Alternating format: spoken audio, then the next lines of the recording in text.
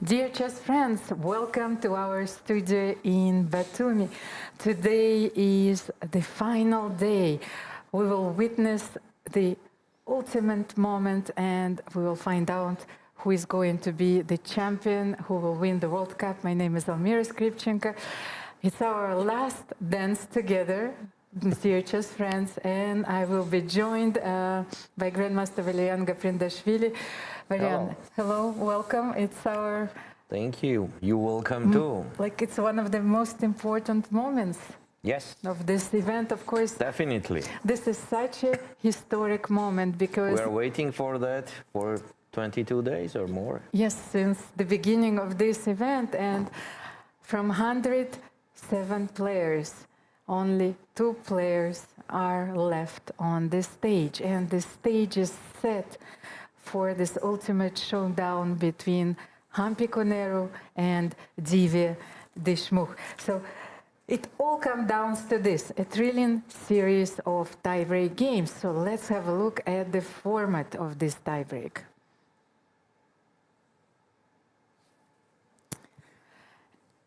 First, we will have 2 rapid games with a time control of 15 minutes plus 10 seconds increments. So if the match is still tied, then we will have another portions of 2 rapid games with a time control of 10 minutes plus 10 seconds. If the match is still tied, and I think there is such a possibility, then we will play 2 blitz games with a time control of 5 minutes plus 3 seconds.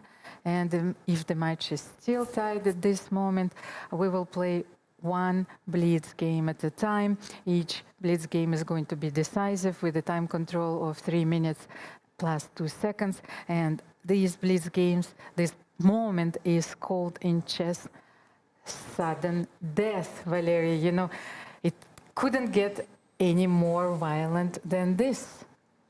Sure. Have you played yourself an Armageddon? No, never. So you haven't been in this moment where your life is at stake, no. If I may use this metaphor. So let's have a look at the prizes of this event and what are we fighting for, the players are fighting for. So the runner-up of this event gets $35,000 and a lot of regrets. Yes. The winner of this tournament leaves Batumi, will leave Batumi with $50,000. The crown, the World Cup title, and of course, both of the players are qualified for the candidates tournament, which is such an important also moment in the player's career. And the 3rd place, by the way, was won by Zhongyi yesterday. Maybe let's show the results of the round so you will see how things ended yesterday. The players are getting ready and here are the results. So in the match for the 3rd place, Zhongyi defeated her friend Lei Tinji. Very long games, Valery, but at the end, Zhongyi prevailed with the black pieces, and she is our bronze medalist, and she qualifies for the candidates tournament. So 3 qualifying sports for the candidates tournament are allocated from this event. And the championship is going to be decided between Divya Deshmukh, who is going to have the white pieces in her first game against Humpy Koneru. There are so many questions that I have in my mind. How do you forget about everything at this moment? Because the pace is completely different. Yes, first we'll start with rapid games. The price of every move is so high. Valery, did you get a good night's sleep? No. It's not easy for commentators. I can only imagine what is going on in the players' minds. Usually Humpy arrives at the board a bit earlier. She is sitting there, meditating, getting ready for the battle. But for once we can see how important this moment is for Divya, Yes. for her career. She impressed the whole chess world, yes, with I her believe results. it's the most important day in her life. I agree with you. Until now, at And least. we have Michael live from the playing hall for us.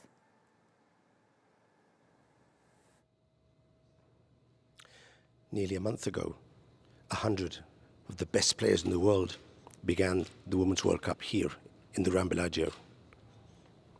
Only two remain, the best two players of the tournament. Divya Deshmukh playing with the white pieces against Humpy Koneru. Which of the two will prevail and win the tournament? It's a tiebreak. There'll be two rapid games, 15 minutes and 10 seconds. And then two more rapid games, 10 plus 10. In case of a tie, we'll go to the tiebreak. Don't miss the action. Back to the studio. Thank you, Michael. And the stage is set. We are ready to rumble. So let's have a look at the players and present them one more time. Valery, Let's go. let's go. Let's have the visual from the playing hall. And here we are. Can we have both of the players, if it's possible? Here we are, Humpy Koneru and Divya Deshmukh. So let me present the players. First one from one corner, we have the formidable Humpy Koneru. My friend and my pick, yes, in this tiebreak. We know that Valery picked Divya Deshmukh, so we are going to be here till the very end with you, dear chess friends. So Humpy Koneru is a titan, yes, of the chess world, Indian chess legend, and she has inspired generations. You know, I'm sure that her results and her chess trajectory have inspired Divya Deshmukh. So on the other corner, we have Divya Deshmukh, a rising star. She's a phenom, yes. The chess world is buzzing because she surprised us with fearless play. She defeated a lot of chess Until names. now, she's a rising star, but today she could become a shining star. And of course, she has captivated our audience and chess audience around the world with her audacious play. And I think that this is a truly historic moment, not only for Indian chess and women's chess in general, but this moment transcends everything. It transcends the chess world. It sends such a powerful message to women and girls around the world. Oh. Arkady Dvorkovich, FIDE president, just was on your screen. He knows that how important this moment is, of course. So, and here we are, because what is there left to say? This is the moment where chess has to speak for itself. And at the end, we will have our champion. So a few seconds before the start of the first game, I'm curious to find out what will be Humpy's strategy with the black pieces, and if Divya will start her game with e4. Valery, we know I that think she will. she I can think start. she will. She can play what we, in chess jargon, what we say with both hands. It means e4 or d4. And here we are, e4, e5. And here you are. You wanted to see that, Yes. the Petrov. And Humpy Koneru changes her strategy because she was struggling in her tiebreak match against Lei Tinji. So she decided to go for the Petrov defense, one of the most solid openings, yes, that we may have. Valery, what do you think? Okay, Here. and on the same time, I think the strategy of Humpy is absolutely right to play the solid opening exactly against the Divya. Yeah, because Divya loves to attack, loves complications and so on. So it seems like Petrov is the best choice for her. What will Humpy play here? Bishop d6? No, she goes for bishop f5. The rare line again. It's no? not the rare line yet. It's actually one of the main moves, but it's one of the lines that has been forgotten but then revived lately. And Yeah, as she we've loves that seen, kind of yes, lines. Humpy was very well prepared also throughout her tournament. However, in her first classical game, especially when Divya played d4, I really think that she was out-prepared by Divya, yes, in the Queen's Gambit accepted. And here we are.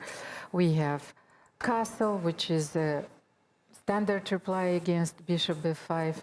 Then we have bishop b7 and then c4.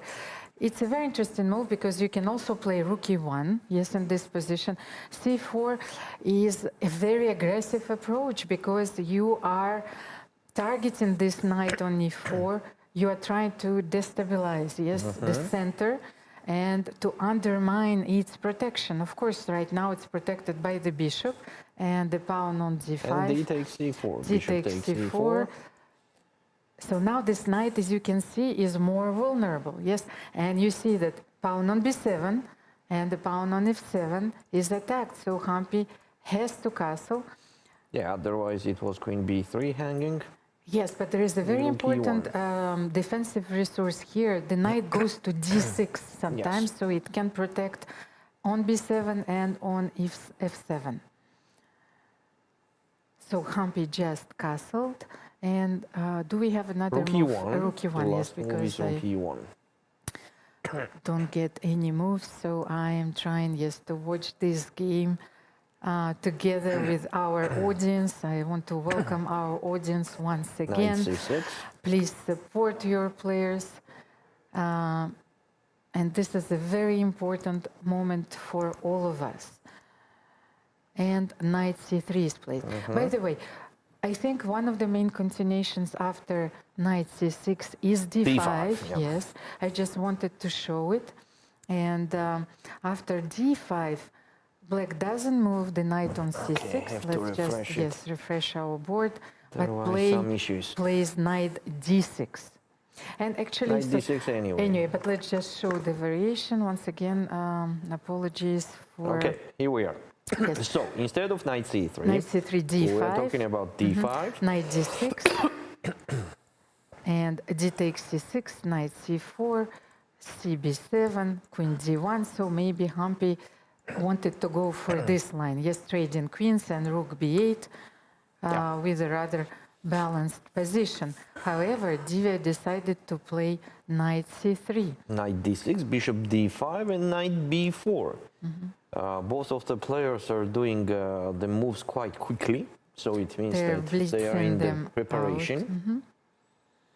So the last move was knight b4. And as you can see, knight d6 is a very important resource. And by the way, with this move order, we have also a transposition. And let me check, but it seems that I have a game by Viswanathan Anand here. After knight d6, bishop b3. Yes, Anand won a very important game here against Daniel Friedman, and bishop f6 was played in this game.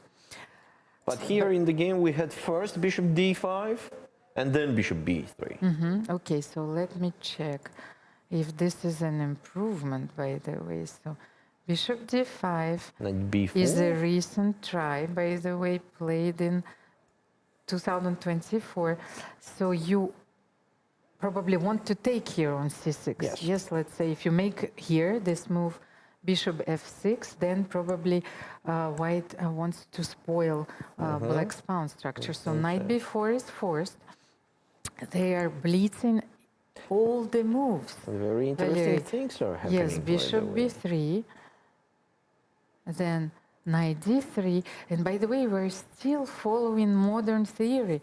And we had rook e2 or rook e3, which was played by Alexander Grishuk against Duda. By the way, classical game. And then after knight c1, rook c1, black played bishop g4 here. So it seems that black is going after the dark square bishop and then wants to trade the light square bishop against the knight. So we will have the bishop of opposite But for colors. now, we have to mention for sure, Almira, that Divya again has the knights. She gave up her bishop. Maybe not for long. If Humpy plays Bishop bishop G4, G4 yes. here, she also has another possibility. She can play C6. Yes, we know that white wants to advance this D4 pawn and to play D5 to grab some space. So maybe C6 is another option. And Humpy goes C6. for this move C6, which is a very, very solid approach in this position. But I am wondering, by the way, Valery, what do you do here if Divya jumps knight e5? Yes, I was thinking can about imagine that, that, you know, the move bishop g4 is actually avoiding, yes, this idea. So after knight c6, how about knight e5? Knight e5 makes sense. And I think she will go to that. But then it was actually a blunder. I wanted to Wow, show bishop it. G5, Bishop oh my g5 God. winning, yes. Yeah, you are tricky as always. Yes, I'm tricky. I'm just checking Bishop if you G5, yeah. slept a few hours here. I already said that, And not. I hope Did that not. our audience also had a very good night's sleep, because sometimes even if we are waiting for such moments, yes, we can sleep because the anticipation is so exciting, and this desire to find who is going to be the winner, yes, it's stronger than everything. So knight e5 is simply not possible in this position. So what should Maybe Divya queen e2. play here? Yes, With I like tempo. this move. Yes, queen Bishop e2. f6 and maybe rook d1. But by the way, after queen e2, your rook is a bit vulnerable. So if I play bishop g5, you're going to take knight g5, or are you going Yes, to I'll play take that. something else? Okay, then you're going to take. Okay, then I think that queen e2 is also a very nice move. But then if you're going to take on g5, maybe you can play queen d2 and then rook ce1, controlling the e file. Maybe I will even push d5 somewhere in the comfortable moment if it is possible after triple up on the e file. Okay, so then after queen e2, maybe bishop f6. Yeah, bishop f6 Yes, bishop seems most obvious. f6 looks very nice, attacking the pawn on d4. And maybe rook d1 or h3 first. Actually, I like that h3 to keep the knights for Divya. So depriving black of this possibility, playing bishop g4. And it's a very interesting position. Black has a pair of bishops, and we know we are coming once again to this philosophical duel, yes, the philosophical debate, knights versus bishops. But here, Divya's pieces are very active. Yes, so for the moment, then Humpy has to regroup her pieces. Yes, I don't feel the harmony yet. Yes, in the black there pieces. is no. We She have needs to connect the to rooks, for connect the example. rooks. Where does the queen go? Yeah, that's a question. Where the queen goes? Maybe on b6. Yeah. But then maybe you push H3 d5, immediate. you know, and you cannot take on d5 because knight Yes, takes and on d5. c5 it will be knight a4. So, okay. So in the game was h3 immediately. But it's a very useful move anyway. Yes, h3. Definitely. In yeah, hindsight, we yes. need that move. We need that move, and in case of bishop g5, maybe the queen is not going on e2 anymore, and it goes on f3, for example. Yes. But if you change this, like maybe we should also have in mind that white can play rook g3. Sometimes, yes. Maybe it's not necessary here because bishop can go to g6, yes, and to be active and to play its defensive role as well. Yeah. Yes, maybe let's show just in case that bishop g6 is a very important resource in this position. So, but I think one of the key factors to understanding this position is, will Humpy play with two bishops, or strategically she wants to trade one bishop for the knight because those knights are actually very active. Yeah, and mostly maybe it will be much better to trade the dark square bishop, yeah, still. Okay, any trading. Well, she didn't play exactly. bishop g4. She did not so, play. Yes, She so did not play immediately because it was not so comfortable. Later it would be. I mean, maybe she will play bishop g5 now. Who knows? So no, but it means it shows that she wants to keep the light Yes, light square. She bishop. did not play Yes. bishop g4. Yeah, and exactly. bishop g5 is possible that she will do. And bishop f6 is also possible after h3. So what will be Humpy's choice here? Bishop g5 or She bishop will do f6? one of them for sure, right? Bishop f6 or bishop g5. It's why do we want to move this bishop? Because the queen on d8 is playing its defensive role, and we know it's protecting the bishop on e7, and we know that our queen is too valuable of a piece to play a defensive role. You know, it needs to be more active. Humpy needs to connect her rooks, and she cannot play queen d7 because then the knight will jump on e5 with the tempo. And bishop g6. It's a very interesting move, actually. I thought about this. Why I thought about this? Because we've emphasized that it is always useful. Yes, bishop g6. So I'm not sure, but maybe Divya was inspired and she was ready to play g4, h3, g4. Yeah, on the same time, bishop g6 is protecting the king side, as you said very well. Mostly the f7 pawn, g file. By itself, bishop is protected. It's just a useful move. It's a very useful prophylactic move. Yeah, and later Humpy will see where to put the dark square bishop, on f6 or g5. So what should we do here with the white pieces? How can we continue? The thing is that bishop g6 also frees the f5 square for the knight, and it's a very important idea. Let's just show this jump. Divya goes knight a4. She is looking at this wonderful c5 square.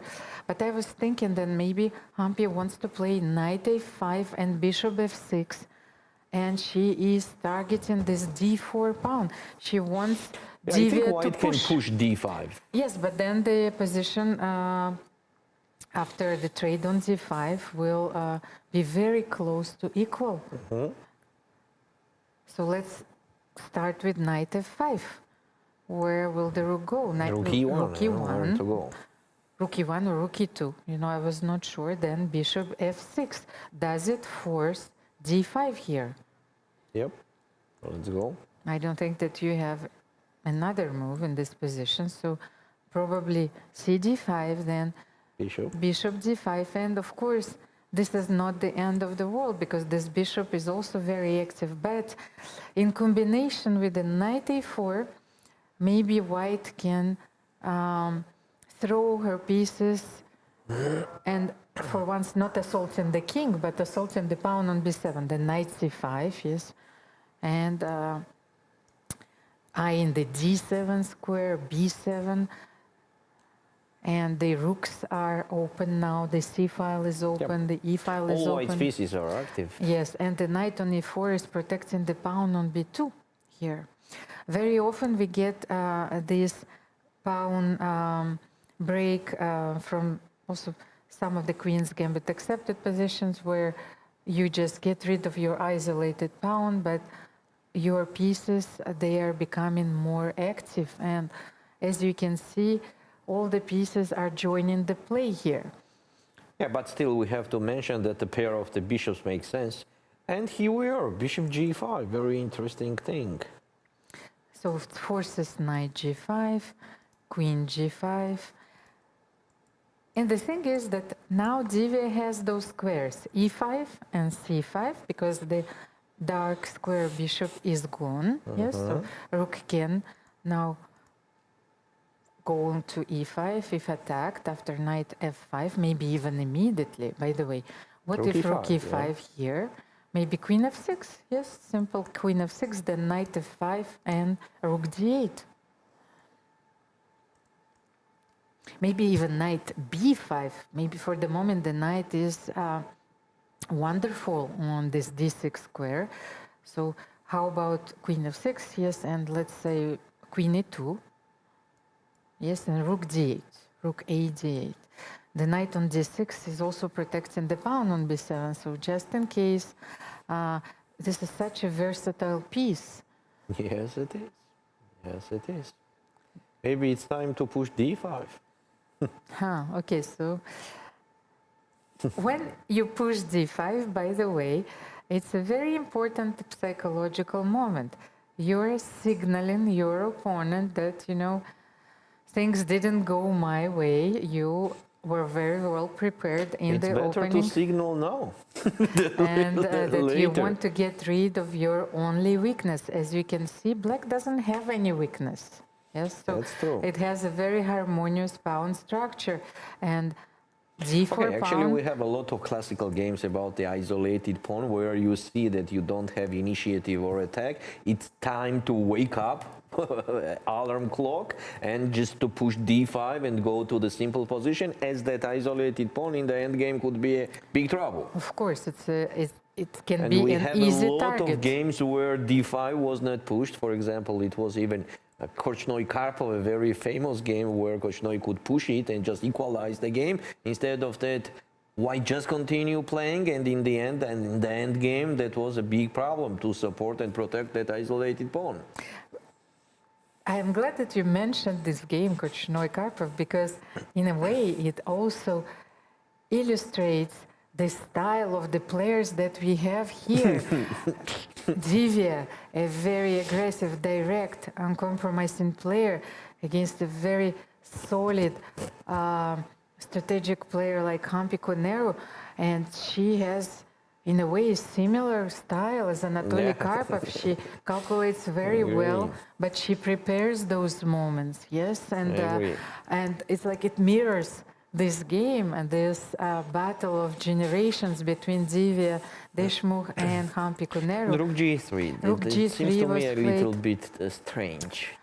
But as you've seen, you know, Divya is always going for one of the most active continuations. Sometimes She has to be very careful in this game, you know, because everything goes to that the white could enter the end game, and there Humpy will be super dangerous. But by the way, maybe Divya felt that something is already wrong. And for example, if here she plays rook f3 back, will Humpy play queen g5? I don't think This Divya is will go something on we need that. to consider, of course. But like the rook on g3 with the bishop on g6, you know, everything Yeah, is what we so are looking well for protected. The safety of black's king is not even on the table.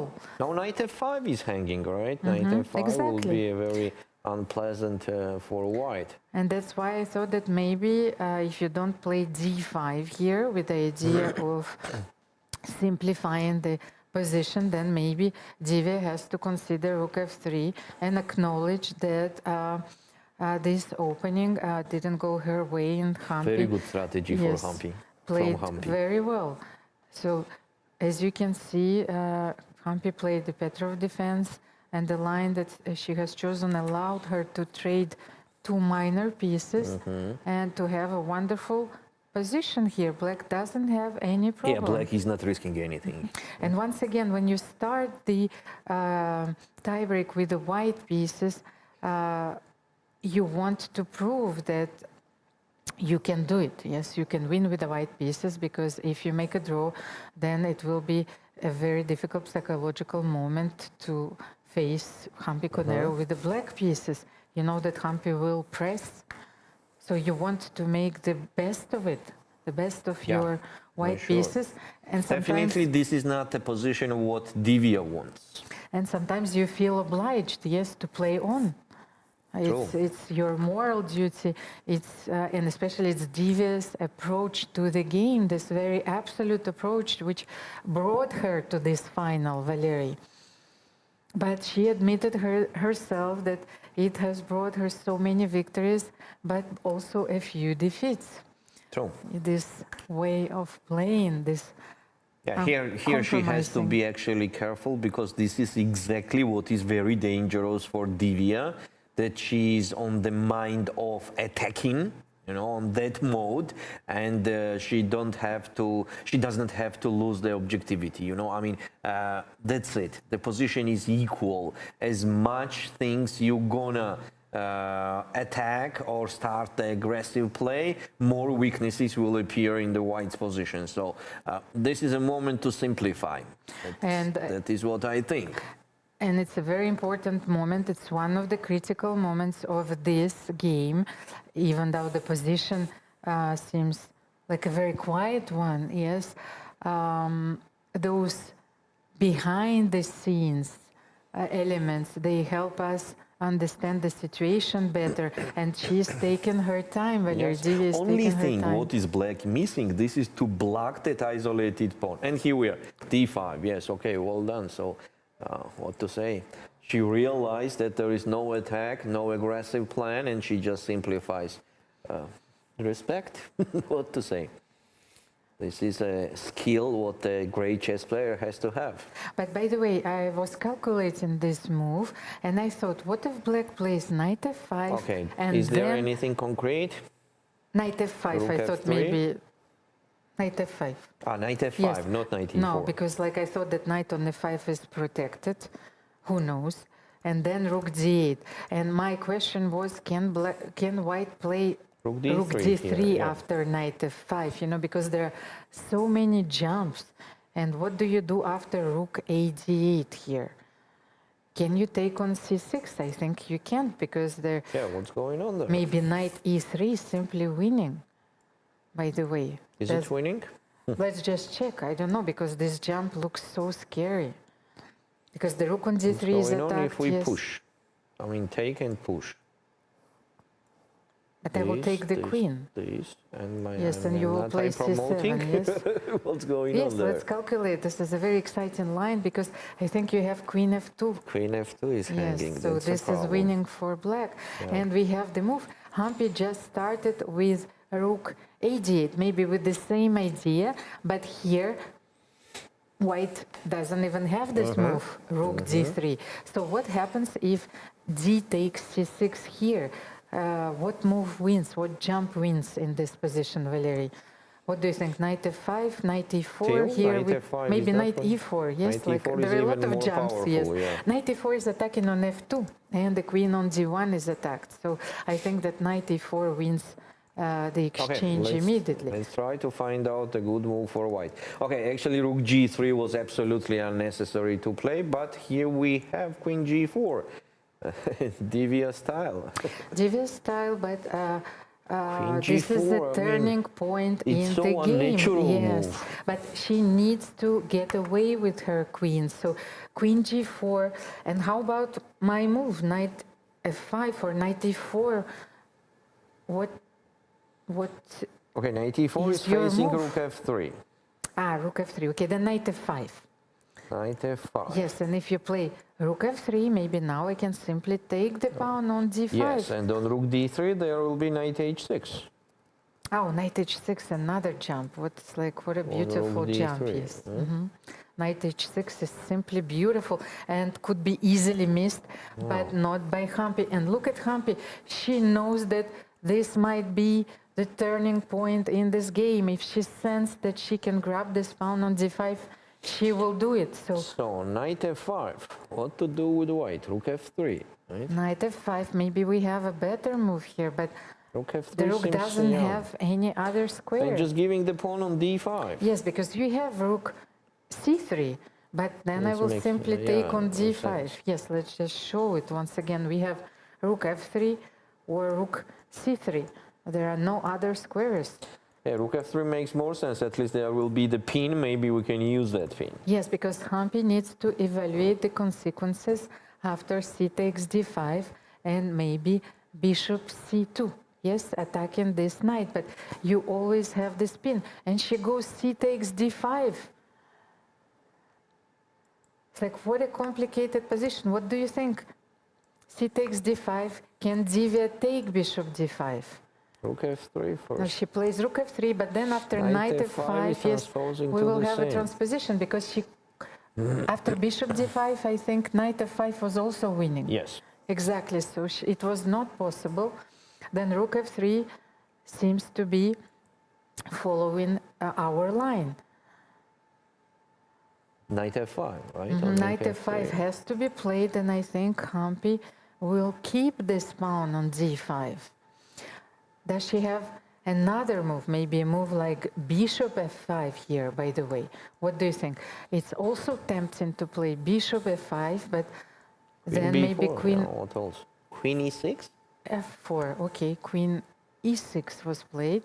Okay, queen e6 is a very interesting move because you want to swap queens and you protect the pawn on d5 at the same time. It's a very solid move. Yes, but I don't like that we got in that pin. Like we cannot push. Okay, queen b4 still. But at the same time, Humpy also has this possibility of defending the pawn on d5 Okay, by let's see on bishop queen e4. e6 if I immediately play knight c3. Okay, knight c3. And then I cannot play bishop e4. What a pity. You have to take on g4, trade the queens and push d4, right? No, but at the same time, maybe I can play knight e4. If I play knight e4, I'm still protecting the pawn. And if you take queen e6, f takes e6, knight e4. Queen e6. Yes, maybe f takes e6, knight e4, bishop e4. I can see that your rook is coming to c7. C7. Yes, and how is this position after rook c7? Because if rook f7, then rook c8, and then we are repeating the moves. Yes, so I can't keep the pawn on b7. What about d4, bishop e6? So white has sufficient compensation here. You can play rook b8. Yes, that's the only way I can see to protect the pawn on b7, but then maybe you can attack the pawn on e6 by playing rook e7. What do you think? Yeah, makes sense, of course. And then if I play bishop b5, then g4. Has to be enough to do the draw. But still, let's maybe bishop f5, g4, just to see how this game can develop. King f8. It's a very interesting line, and we've played so many moves, but I think this rook on the 7th rank guarantees white sufficient play in this endgame, even though white is being the pawn down. So let's see what will be Divya's choice here. 4 minutes, 30 seconds for But knight c3, it is a very Divya. difficult move for Divya to play. But at the same time, how can you attack this pawn on d5? Maybe rook d1, another possibility. But then I think that Humpy wants to play knight e4 anyway. Yeah. And this knight on e4 actually controls the square on c5. So if you take queen e6, yes, f takes e6, rook f8, you can't even play knight c5 or knight c3 because this knight dominates everything. So maybe white can play f3 here, yes, and then the knight has to leave somewhere. Let's say knight d6, and then knight c5, attacking the pawn on e6. I think you were even winning on f3, you know, after b5. Oh, b5. Just a tactical resource which is giving a huge advantage. Oh, okay, I was just playing Strategical being way. very cautious. Knight d6, protecting the pawn on b7. b5 is a very important tactical moment, and we know that both players are very sharp. Their tactical vision is very sharp, but nerves are playing Divya is in a trouble, very by important the way. role here. You can see it, that she is not happy with the position that she has. Also, she has a few time on the clock.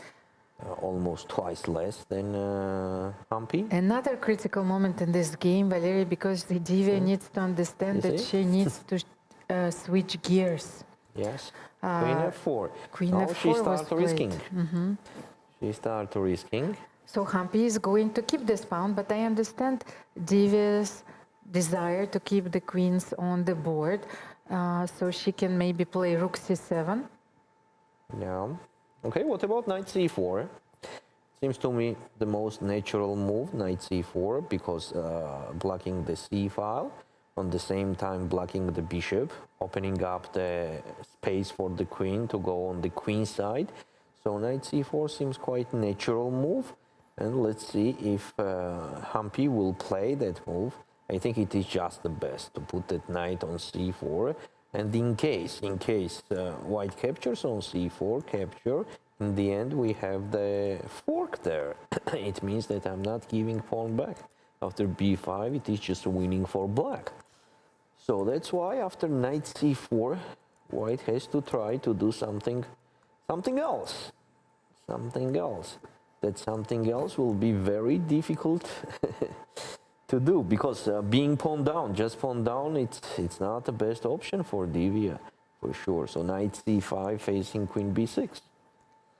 And there is nothing special happening Valery, here. and we will have a very important surprise for everyone, for us, for our audience. We have Viswanathan Anand, India's chess legend, with us. Hello, Vishy. Can you hear us? Hi, Mira. How are you? Wait a second, I cannot hear Vishy. We need to have the sound also. Just a second. We're experiencing a few technical issues. Okay.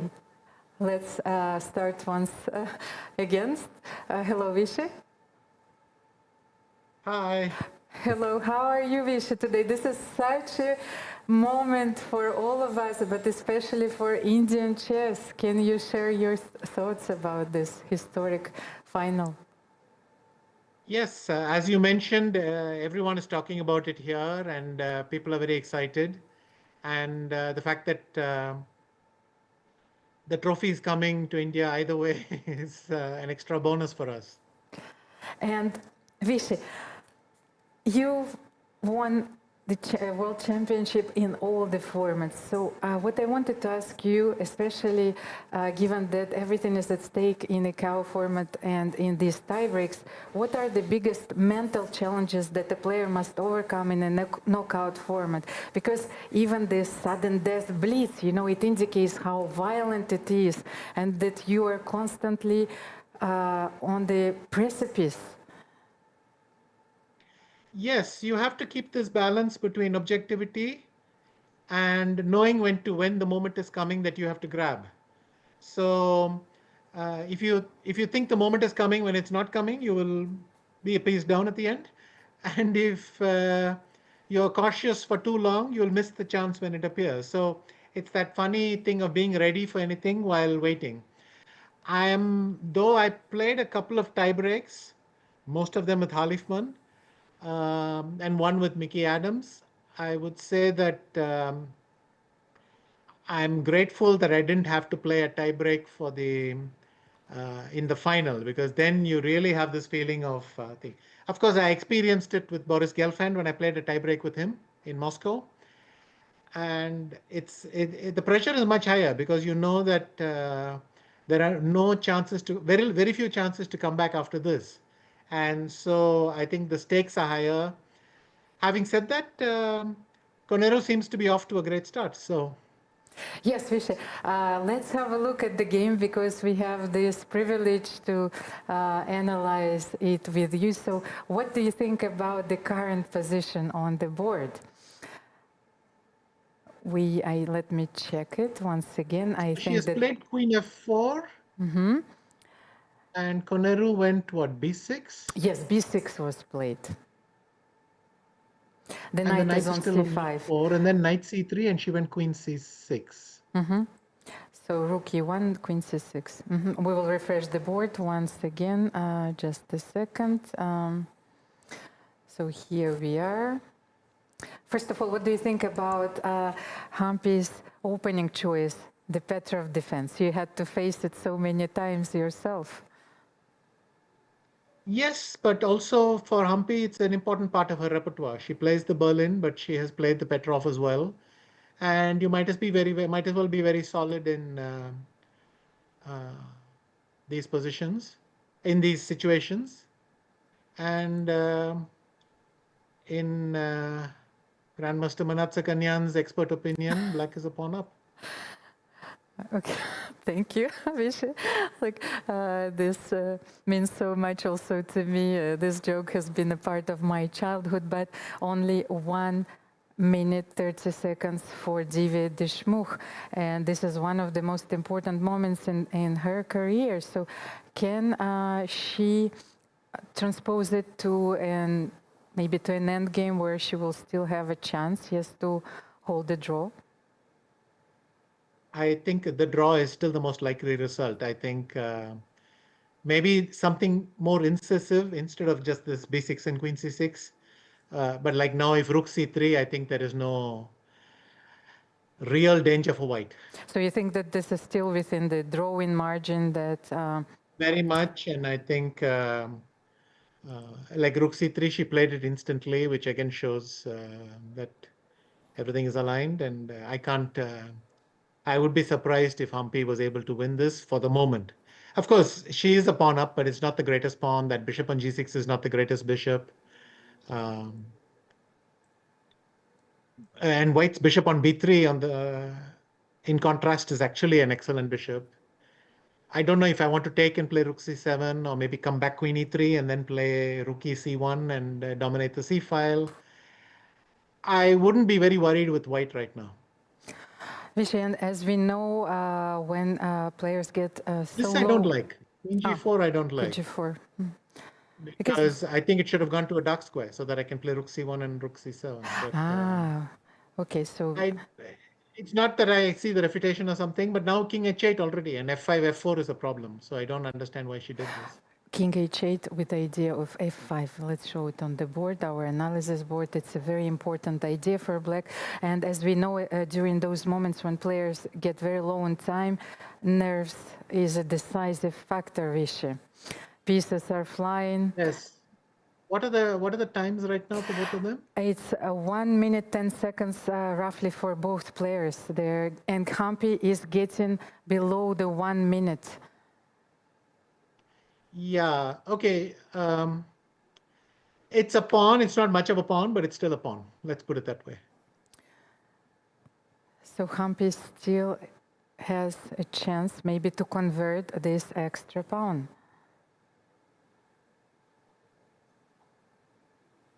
But how exactly is she going to go about it? Queen e5 or something? Queen d7.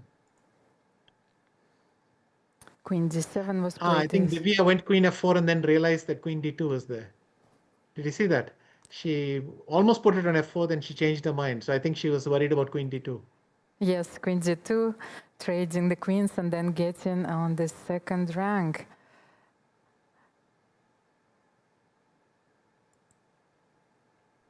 This is such a dramatic and an epic final, Vishy. It can go any way, yes, I think. But now queen d2 is a problem, right? How is she going to save this b1, b2 pawn? Queen d2 has to be played, and if Humpy spots this move, she can win another pawn. 22 seconds. Okay, no, wait. Now let's do some tricks. Queen d2, I go rook d1. Oh, and Humpy just played this queen d6, queen g4. Players are getting very nervous. 23 seconds for Humpy. h5 was played. And where does the queen go now? She ran one way. Once again, she ran into the same problem. She went queen g5, then she saw queen d2. She may have thought, but I think queen g5 is very strong.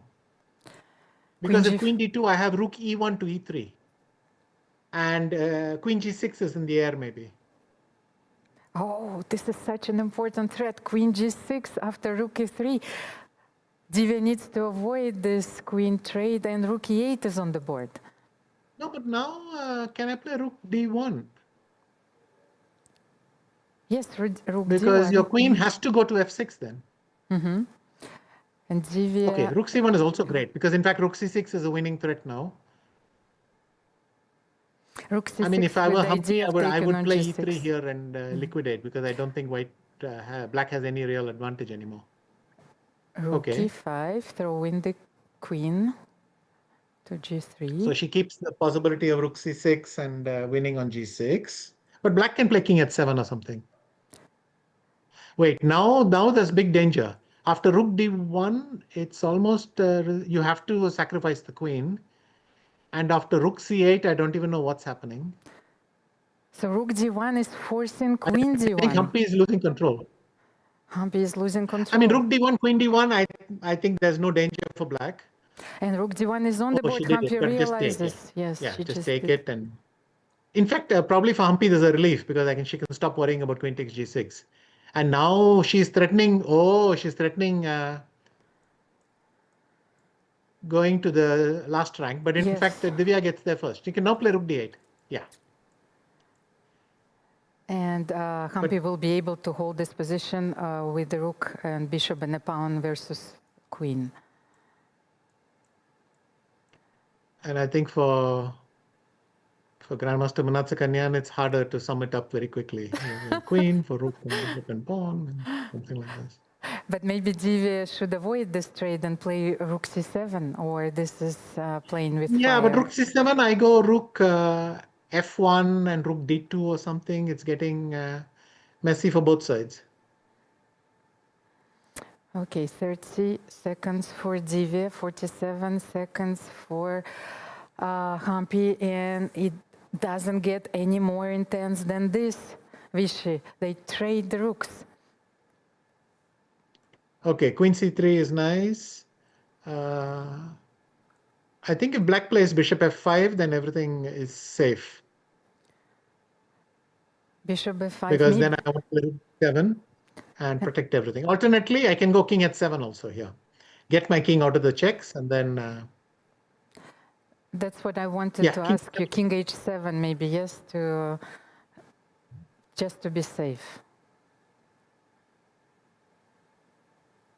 Yeah, actually, I changed my mind about this because queen e5 I thought is unpleasant. So queen c7, rook d7, and bishop f5 was played with this idea of supporting the 7th rank. Queen f4. And bishop g6 back. Oh. Why not g6 actually? G6, of course, was also a very natural move just to support the bishop on the 5, but maybe she was afraid of G4. Divya is always looking for those moves like G4. Yes. And then probably... In fact, already Humpy is threatening rook d4. So queen c1, rook d4 was a threat, attacking the pawn. Maybe rook d4 and then b3, rook b4 and play a5 and lock in, the queen side is taken care of. Okay. I was thinking about, yes, rook b4 and rook d4, b4, of course, and a5, yes, and to have this sort of blockade. Thank you, Vishy. We have to update our board. And g4 was played for Vishy. You see, like I know my players. Divya is always looking for those moves. Yeah. But this is not enough here. I think now a win will only happen for either side if the other side overreaches trying something. But it should be just a draw. Yeah, rook d4, rook d4, rook b4. Oh, very nice. What Humpy is going to do after white protects the a pawn is to play e3 and exchange. Maybe, no, e for g. But yes, but first if I were black, I would concentrate on getting out of danger. So a5 here is a good move, and then rook b4. So do we know who is playing for the win here, Vishy? That's what worries me. I don't know who's playing for the win. Because it seems that Humpy is also trying to I think both of them are hopeful. Yes, they're hopeful, yes. Humpy's This is very hope-based. So now Humpy has this wonderful e4 square.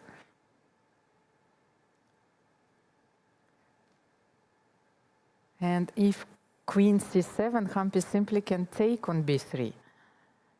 So, I mean, it's still a draw, but I think Humpy will try to exploit Divya's it appears nervousness, because the last few moves, I think Divya is looking a bit nervous. I mean, she has also not got a lot of time, so 27 seconds for Divya and... now rook e4 actually is very strong. Rook e4. E5. But you know, when you plan something in your mind, it's not easy to switch gears. So maybe Humpy wanted to play rook e4, a5, and rook b4. and rook e6, protecting the Or pawn maybe on Humpy is f6. already just waiting for a draw. But you know, if Divya does something, she'll punish it. But I can't see anything happening. This is a draw. She can simply play king g8, king h7 here.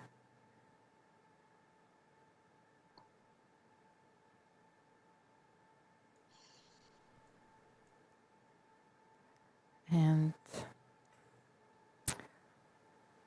we are trying to update the board as quickly as we can. So queen g5 was played. Yes, let's have the full screen. 53 seconds for Humpy and 45 seconds for Divya. She has a few extra seconds now on her clock.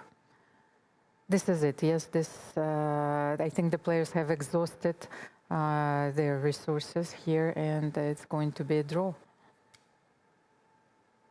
Yeah, but for some reason, instead of repeating, they keep changing. So I don't know what they want. Do they really believe they can do something here? Because I don't even see how to play for a win if you want to. If black plays bishop back to g6 and back to e4 and back to g6, you can do nothing.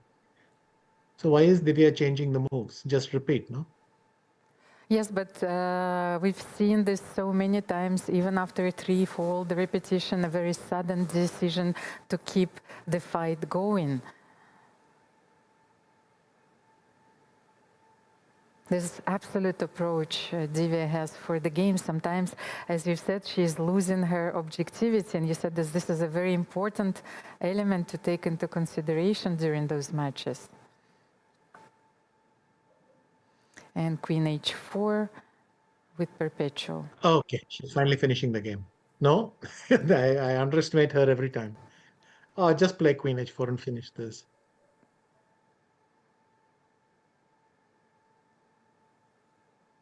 What else can you do here? Queen d5 back? Exactly. Because everything I'm not is even sure white is winning if I protected. remove the bishop on g6. I mean, I'm exaggerating slightly. And here we are, queen d2. Divya is preparing b4, which will not change much in this position, of course, because the rook on e6 is protecting everything. King g8, Humpy can just wait. King h7, king g8.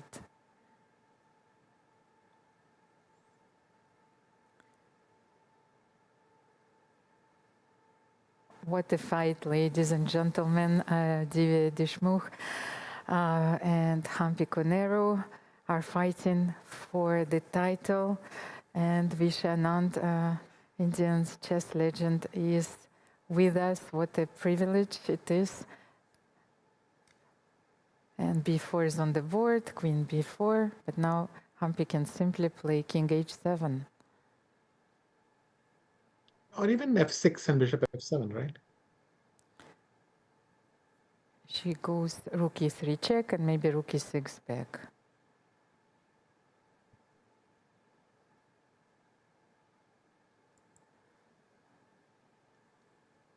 These are the final moments of this first tiebreak. But Vishu, we've said it many times. I think that it's our commentator's curse. I've said it many times that this is our final moments of the classical game, and then we had another 30 moves.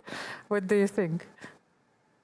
Wait. Now it's if black plays Rook e4? f6, not exactly now, but the thing is, I've got a chance. If I can play f6 and move the bishop, already white cannot stop mate. So f6 and then f6, I think queen b6 is escaping, but oh, this is totally unnecessary putting the king on h4. and rook e4 is on the board. So I think that after queen b6, Humpy simply wants to take on e4, and maybe then she has a winning chance after playing f5, queen b5, so protecting the... But now what happens for f5? Then she'll play queen b6. Okay. Attacking the bishop. Actually, even there, I can play rook a4.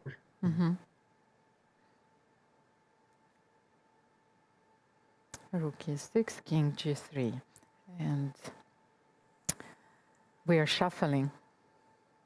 King h7.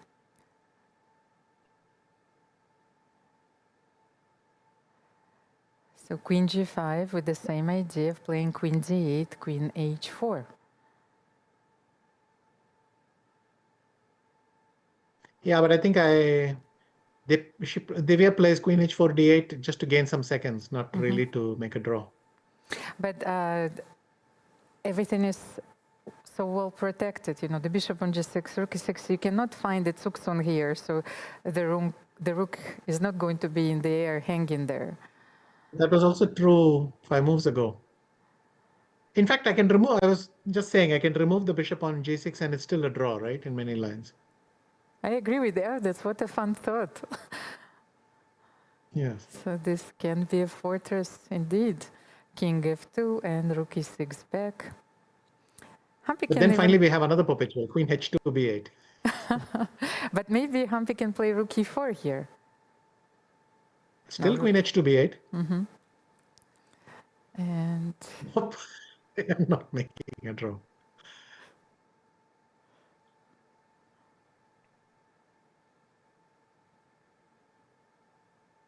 king g8, check, and queen h4 here.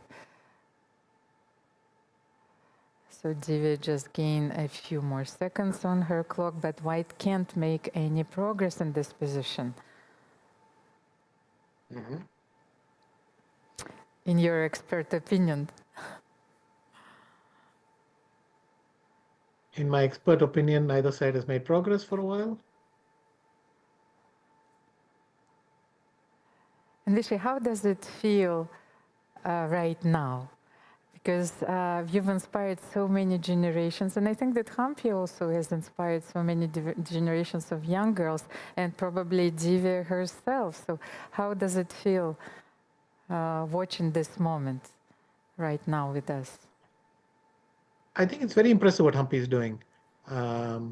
She's having this late surge, and then she goes and wins the Rapid Championship, and she's here in the final. She qualifies for the candidates again. It's just very impressive to see that she's still fighting at the top. Yes, this is so inspiring for all of us. Like it gave me the motivation, like for another comeback. Actually, Divya is very lucky that she doesn't have a pawn on f2. Ah, yes, so you would be having a lot of... Because I'll play rook h6, queen in g1, rook yes. h1 like a mate. Another mate in net it would be possible, but here we are. Rook is on e6, bishop is on g6. Black's pieces are coordinated. We can sense the harmony here, but as we see very often, such dramatic games result in a draw.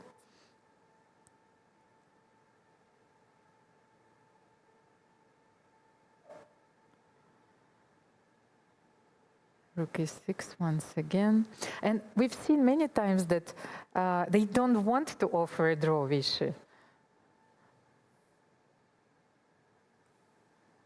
Maybe Humpy is waiting for Divya to make the first offer. Okay, Yeah. and this is it. Ladies and gentlemen, the first game between Divya Deshmukh and Humpy Koneru was drawn. The second game will start according to the official schedule, like roughly in about half an hour. But of course, we will be ready if the players will be at the board earlier. This happened already many times. Visha, thank you so much for joining us. And one last question. It's about Humpy's strategy now. So she is having the white pieces. Of course, she will try to make the best out of it. But will she have a more cautious approach, or will she go all in here? It's quite strange to go all in. It really depends how confident you are. If you have some weapon that you're very confident in, then you can take a bigger risk. But otherwise, I expect her to play pretty much like she has played so far, which is to keep some chances. against in her previous tiebreak match. I think she had to come back, so she didn't have a choice. Here, she's in a position where she's not desperate. Thank you so much, Vishy. I hope that you will celebrate this triumph when the players will come back to India, because the trophy is coming back to India, is coming to India anyway. And who is coming home with glory, we will see. Only time will tell. Thank you. Dear chess friends, I hope that you enjoyed this first game between Divya Deshmukh and Humpy Koneru. What a moment it was for us, Valeria, to have Vishy Anand. It's not easy, of course, because we sometimes we can experience technical issues, but we can have those surprise guests as well, and it was a true joy for us. So I hope that Vishy can join us for the next game as well. We will see if it is possible. Valery, what is your impression about this game? I'm still under the impression. You're still processing it, yes? I think King H8 in that moment was a very powerful idea for Humpy, and she could win that game if she goes that way. But okay, we have what we have. It's an obvious result. So let's see. Actually, we are ready for a very long day. Mm-hmm. Valeria, I think that we have another issue with our mics, so we will take a short break, of course, and we will be back in a few minutes. Please stay tuned. Another very exciting game, but this time with Humpy leading with the white pieces, is ahead of us. And just to finish on the note, you know, this powerful note is in Gladiator. Yes, so aren't you entertained? I hope so. So see you in a few minutes. Chessboard. 64 black and white squares. Or is it more than that? It's a battlefield, a stage where strategy meets instinct. This is where women play their own way, playing with fire, playing with heart, playing with emotions, playing as strong as any man can play, and beyond. Every move you make breaks the old rules. Every game you play redraws the map. No ceilings, no labels, no limits. This is not just a game. This is your arena.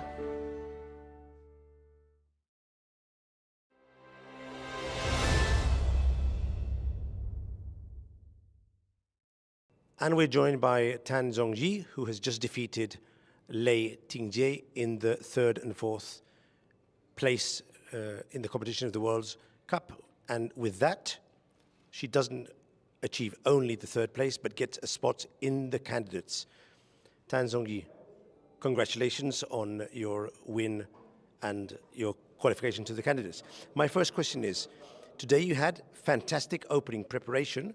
You played nearly 25 moves without thinking in a completely new position. How did you know that this position would be played on the board today? 其实就是我也没有料到他下这个其实我之前对瓦莎利的时候准备的。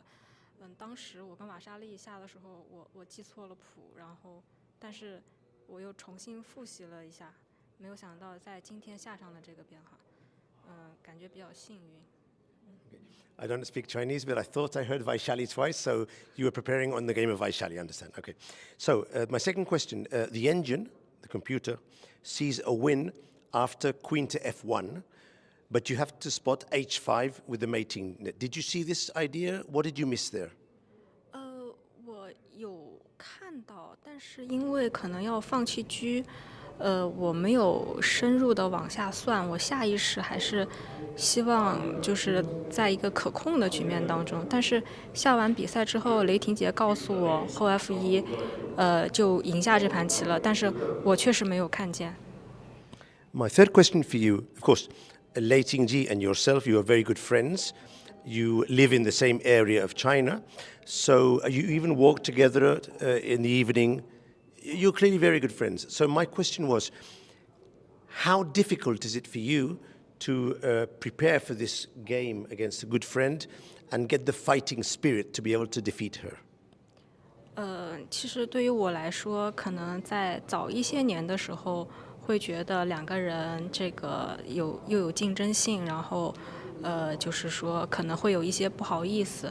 但是，随着年龄的增长，就是我觉得，我更能够把就是友情和这个棋分得更开一些。我觉得对于我现在来说，就是跟雷霆姐比赛和跟其他人比赛是一样的。尤其当我昨天，就是其实我已经意识到我的那个局面不太好了的时候，其实我当时内心当中也没有太多的波动。对于我自己来说，就是能够走到哪里就是哪里，它就是一个比赛。也许，我其实没有那么想。进入这个就是说这个候选人，其实我从内心当中对这种比赛有一点恐惧，但是如果有机会去，我还是会去努力的。And my final question, Tan, this is the third time you reach the World Cup semi-final. Amazing. 3 times. It's amazing. What do you need to do for the next time to reach the final and maybe win the tournament here?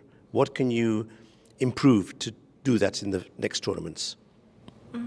我觉得我自己有很多不足，尤其有些时候我可能，有一些完美主义，再加上有些，就是急躁，我有些时候没有办法，沉下心来，这都是我自己的问题。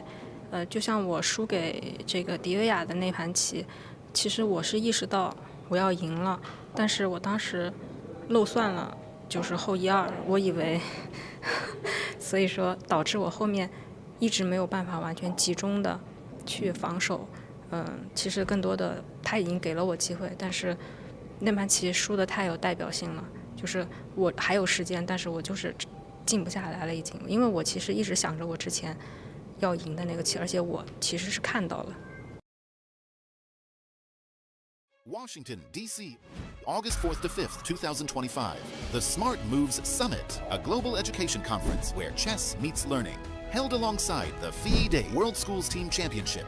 Global dialogue on chess, cognition, and education. Federations, researchers, EdTech. One stage, one mission. Topics that move the world. Meet leading influencers. Timur Turlov, Dana Reisnies, Jerry Nash, Leoncho Garcia, and more. Inspire. Unite, transform, join the international community shaping education. Play smarter, learn bolder. Let's make future together. Don't miss this unique opportunity. Register now and be part of the change.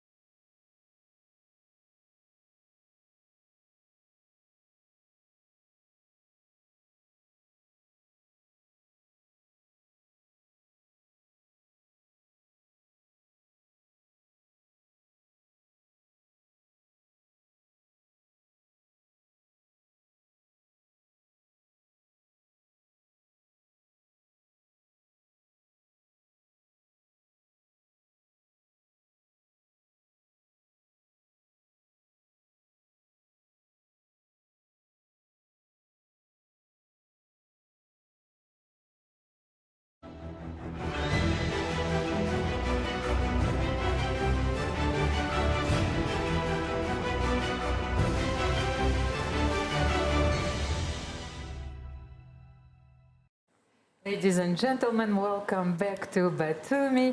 The second game of a very exciting tiebreak is going to start in 5 minutes.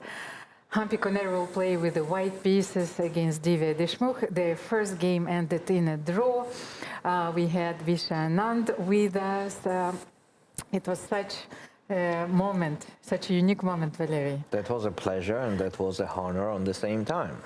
And once again, the tension is at its pinnacle because we are going to find out who is going to be the winner of this World Cup. And once again, Humpy Koneru, such an accomplished player. She brings the wisdom of her experience, the calm of a warrior. And she is still at the top of her game. And on the other hand, we have Divya Deshmukh.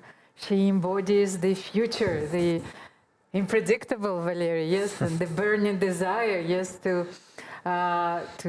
leave her name in chess Actually, we history. have to mention that in this game we had a huge blunder, by the way, but Humpy was lucky that it was not so dangerous for her. Yeah, Because D1. it was actually, yes, not easy for us to have everything, because Valerie couldn't hear sometimes the analysis, so it was not easy to bring all the moves on the board. We will try, of course, to improve all the things. Once again, Divya Deshmukh came to the playing hall earlier, before Humpy Koneru. She is ready to fight, and she is facing Humpy Koneru with the black pieces, which is a daunting task. Humpy is a very, very solid player. I compared her to Anatoly Karpov. They have similar styles, and here we are. Humpy is having her ritual before every game. She is meditating, getting ready. The calm before the storm. As I said, the calm of the warrior.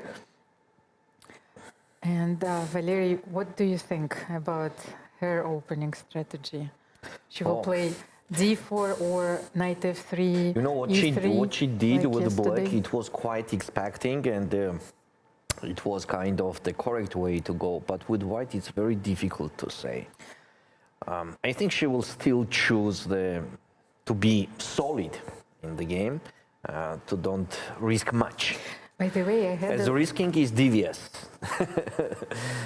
So, I apologize, Valeria. I had a look at their games, of course. So I promise that I will reveal their results in rapid and blitz format. So actually, Divya was leading in the rapid encounters, but they've only played 2 games. So Divya, and it was always during the Tata Steel Blitz and Rapid events. So Divya won 1 rapid game, and 1 game was drawn between those 2 players. So we can include this first draw, which was made in the first game of this tiebreak. So Divya is leaving with a very narrow margin. However, in Blitz, Humpy is dominating. She won 4 games, and Divya won only 1 game.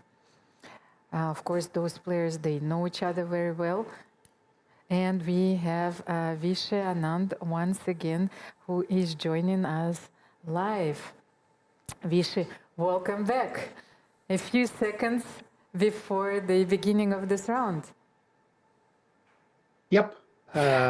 Kind of curious to see what kind of struggle we'll have. Vishy, actually, you know, I was joking with Valery before, but it's like I said, what makes a good chess commentator? And I said to him that you have to be ready for any eventuality, even if you have the tiger, you know, under the table. But now we actually do have a tiger from Madras. Actually, we have a few tigers, not only one. Thank you for joining us once again. Thank you. Looking forward to. Okay, I guess the arbiter will come in and start the. Yes, we are. Okay. These are the final moments. So the game will begin now. The traditional handshake and d4, d5. Vishy, were you expecting this classical opening repertoire? Queen's Gambit? Yes, she is. They play it often, Catalan, so that's nice.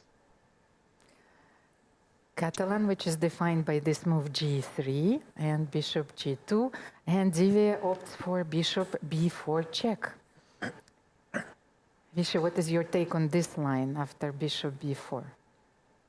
Okay, so I'm slightly curious whether knight c3 will happen, which is always kind of fashionable, or will she just go bishop d2? Yes, we will bring the board in a few seconds, of course, because there is a small delay. For the rapid games, it's usually 5 minutes, but we will try to do our best. And Humpy plays bishop d2 and a5 is on the board. So what is white's idea here? To play queen c2, queen c1, you want to take the pawn on c4 anyway, so queen c2 is a very natural move. Yes. And here we have the board. So And we Valerie do it can here. actually hear us. We are improving, so now we can actually input the moves also in our analysis board. So after queen c2,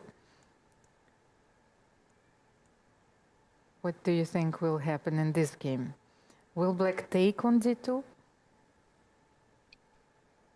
If you take, I will take with the queen. And then play That may look very knight strange, c3 anyway. but the point is after c6, a4, b5, b5. you take, I take, and then you have this nice trick, queen g5. That used to be one of the points of this thing, of this line. But also you can play a3. So there are a few options here. Okay, so let's wait for Humpy's move, queen c2 or a3 here. Maybe she can play knight c3 here as well. No, she goes for queen c2. Queen c2. It's Now demand. will Divya play queen bishop d2, which is probably the best, or will she play something else? Let's see. How about this move, Visha? I remember when I analyzed this line, but it's like Yasser, back in the days, c5, striking in the center. Is it possible Also here? quite reasonable. But Divya went Also for quite reasonable. Yeah. bishop d2, and actually throughout this whole event she showed a very good preparation, opening preparation. She was ready in so many lines. Yes. But I think for Divya, game one was really a big missed chance. And knight d2. Okay, so Koneru is going for the other setup, which is knight takes d2, and now if b5, you cannot get the pawn back. But what you do is a4,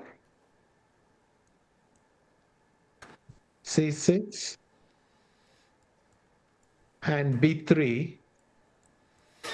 And what white is looking for is bringing the knight to c5 and saying that black has an extra pawn, but your pieces are the saddest looking pieces I've seen. But you have an extra pawn, so this is what happens. I played a game myself in this line with black, I mean, and then. So white is looking for this long-term positional grip.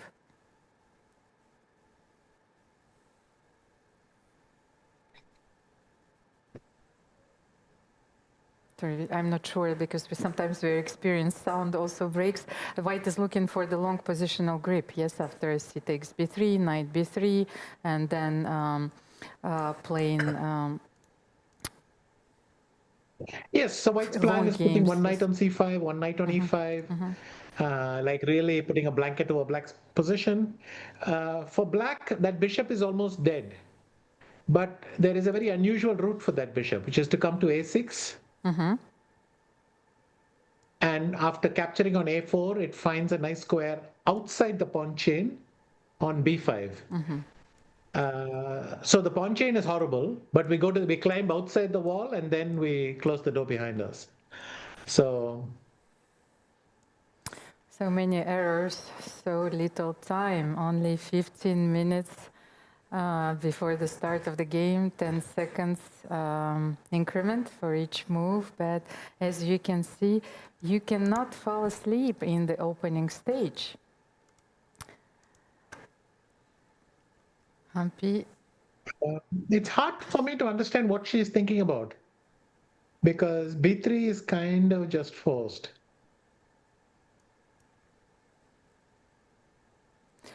So, I suppose you could castle and then play and then b3, b3. but still.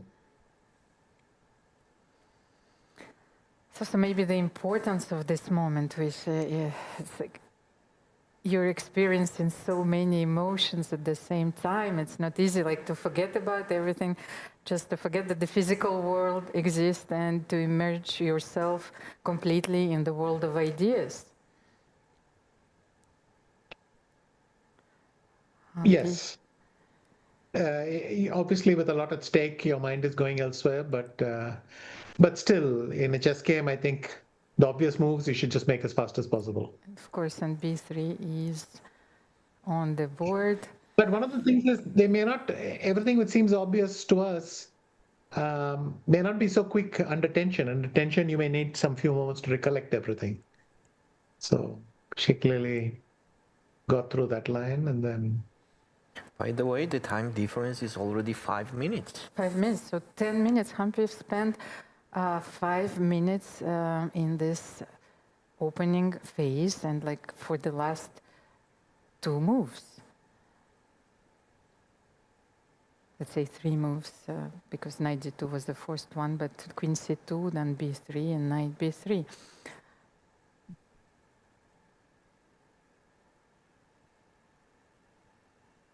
Vishy, do you think that was a very good opening choice from Divya?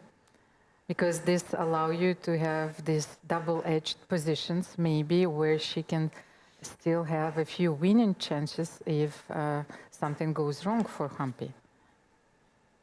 Yes, though for me it's not really Divya's style, but the opening gives you a chance to counterattack. But for a few moves, Black has to play very passively, and I think that's maybe the problem for her. And it seems that she is familiar with the ideas. She just played bishop a6. Mm-hmm. So But she let's did it see. after the class, right? Yeah. Yes, we have the live position on the board, of course. And castle, bishop a6 is on the board. And both players look very confident. I think that it's such an important quality to have, especially during those tough moments. You have to believe in yourself more than anything. Also here I could play knight c5. Mm-hmm. Knight c5. And if b takes a4, knight takes a6. And here you take with the knight or the rook? Well, rook feels funny, but if you take with the knight, I would play queen takes c6. But then maybe rook And a6. Maybe claim that your a pawn is not so great.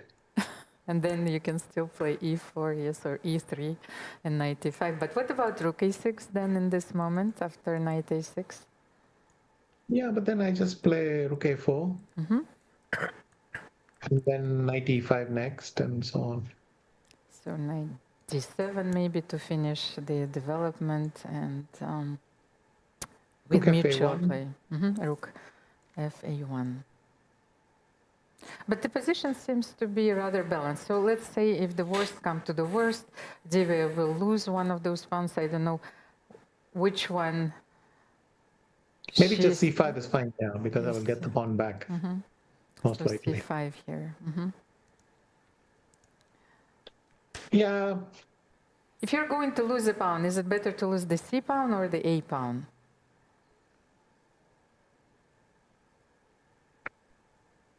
What do you think, Vishy? so here if I take on c5, yeah.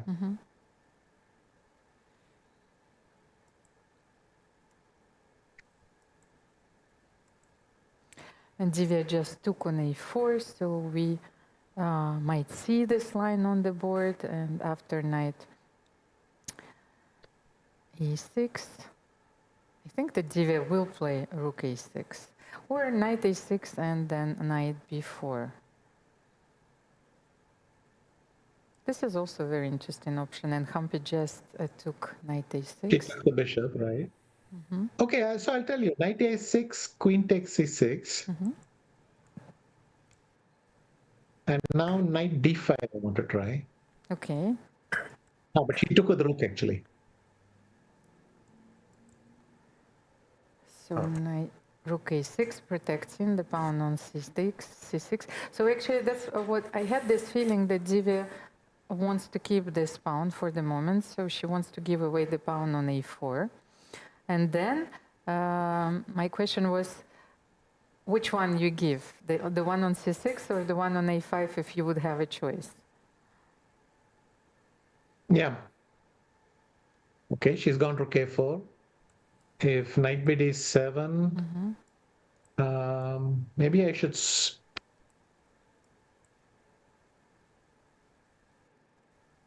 By the way, if we play rook a1 here and then the move that you suggested, c5, if we continue this line d takes c5, then you will simply play queen c7 and then rook c8.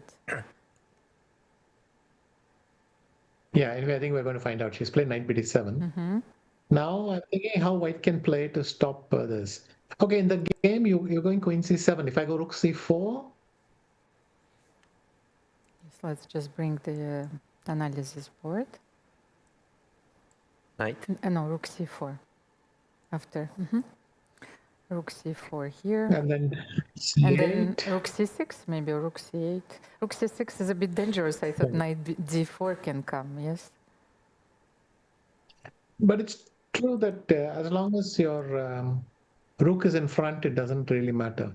So maybe rook c6 is also possible. Here, by the way, we have rook a1, so they are following our line. And please have a look at their time difference. 15 minutes for Divya Deshmukh and only 7 minutes for Humpy Koneru. Time is already a very important factor after 15 moves. Yes, 15 moves have been played.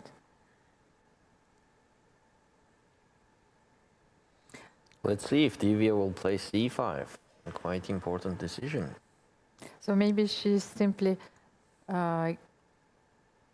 pushing c5 and is getting her pawn back. Then we will end up with a symmetrical pawn structure and an equal position. But which move should we make here?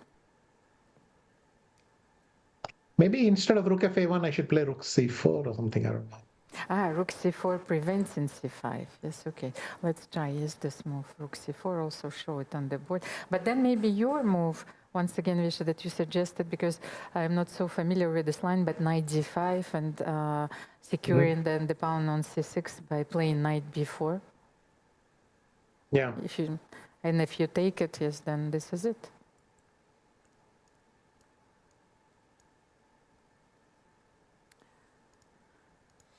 Okay. Anyway, we have rook fa1. Okay, and Divya is taking her time. Once again, I like the way that she manages her time. The time management, of course, during those rapid games is a very important factor. So she's always taking her time in the critical moments. Sometimes her decisions surprise us, yes, because she's always playing for a win. But here she knows that with the black pieces, her first task is to equalize, yes, to get out of the opening. That she actually did, right? The position is quite balanced. So how about, do we have an alternative to c5, by the way? Can we make... to see it, right? Yes, but if we make, for example, the move knight d5, probably it's going to be met by e4, and we don't have knight b4 here. So, of course, it's important to mention, yes, the idea behind rook a1 is also to counter this idea, sort of prophylactic move, attacking and prophylactic at the same time. A very versatile rook on a1. So but the black pieces are not set anymore. Vishy, you've said that you're trying, to keep this bishop on c8, but Divya knows the plans in this position. Sure. Bishop a6 and ba4 was nice. I wonder if it's theory. Well, I can check it, yes, in my database. You know me, it takes some time to check in the database, but let's have a look, of course. I know that it's been frowned upon, but bishop d2, a5, queen c2. Okay, let me check the database. I'm curious to find. So after bishop d2, knight d2. We don't have that many games, by the way, only 100 games in the database, and I'm pretty sure that a lot of them were blitz games, so a4, c6, and b3. Knight b3, castle, and yes.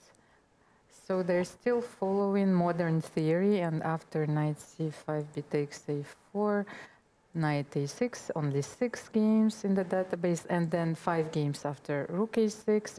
Then almost always rook a4 was played, knight d7, and here we are. The 4 games that I have in the database, they were not played on the elite level. They continued by rook a1. And we have a move. Queen b6 was played by Divya. Still have one last game here, and after queen b6, actually white played knight d2, rerouting the knight to this square on c4. Vishu, what do you think about this idea?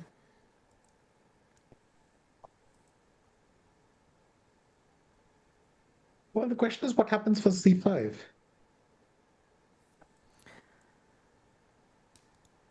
So what, knight c4 and then queen c7 maybe.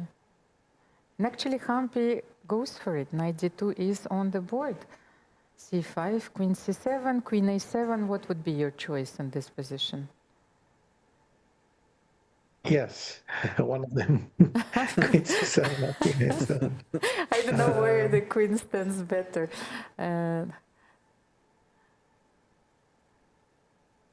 We have rook a8, so it means that Divya is, Divya is not intending to play c5 here, so she simply wants to protect the pawn on a5. She loves the extra pawns. Yes, she can join Yasser Seran's club of pawn grabbers. You have to refresh it. But wait, now if I play e3? E3. And what is your idea after knight d5? Let's say one of the moves that we can make. Knight b3. Knight b3. Okay, now as it seems, white got everything she wanted. Yes, so the knight on b3, the queen on c2, rook on a4, rook on a1 are on the optimal squares. The bishop is on g2, of course, is on this big diagonal, so black has to make a useful move here. And can we make a move like maybe g6 here, or something? I don't want to make the move h6, but what do you think? We should, or simply to wait and see rook a7?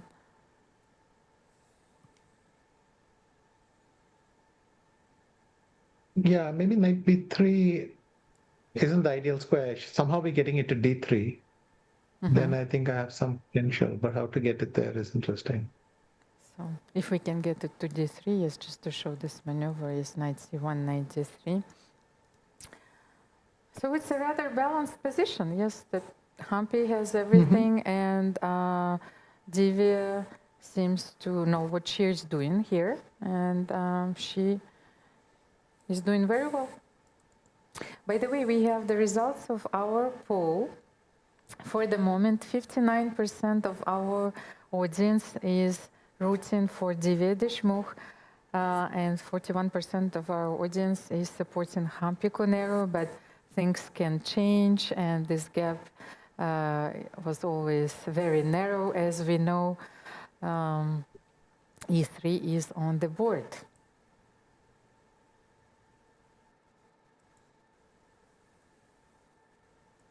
So will Divya play knight d5, or she will make another useful move? She already played knight d5. She already played knight d5.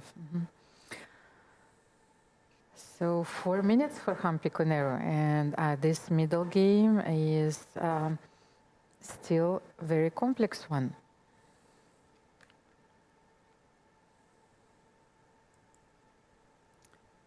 Valerie, now this is your moment.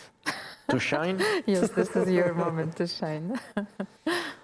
Okay, what about knight c4? Is it an option to put the knight on c4 at all? But after queen c7, there is nothing special, right? And then The maybe we knight on can c4 play. is not placed well. But maybe we can play queen d2 here. Yes, maybe. And then c5. What can happen here? Yes, after queen d2, c5, black equalizes. Yes, this is it, Vishu. What do you think?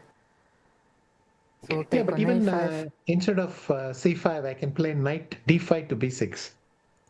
Knight 5 to b6.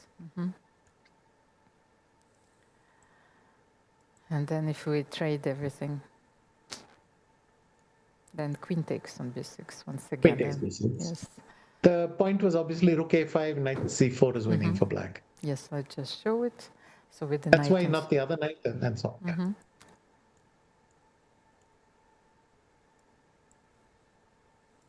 Yeah. Okay, and knight c4, we have it on the board. Yes, knight c4, we have it on the board. So if queen c7, yes, queen d2, knight e6, knight 5 b6. And then maybe white should not rush. Yes, but what else can we do after queen c7? If we don't play queen d2, maybe we can simply wait. Can we make a tricky move, something like bishop f1? And then maybe I have a jump. c5 is really working. Yes, c5, and then. Okay, c5, but maybe I have a jump here. That was my only hope in this position. What jump can I have after bishop f1? Okay, knight e5. Okay, let's try knight e5. And after knight e5, black probably has to play rook a7, yes? And then I can take on d7 and take on c5. Oh, it doesn't work, okay.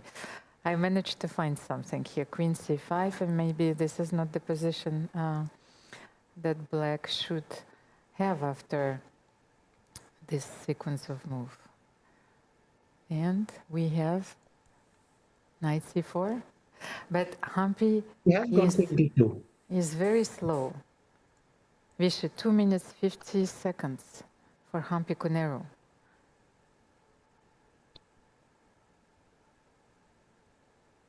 So maybe bishop f1 is a tricky move, you know? Yeah. That makes sense, but we have queen d2 on the board, and now we're waiting for Divya to play knight 5 b6. Knight 5 to b6.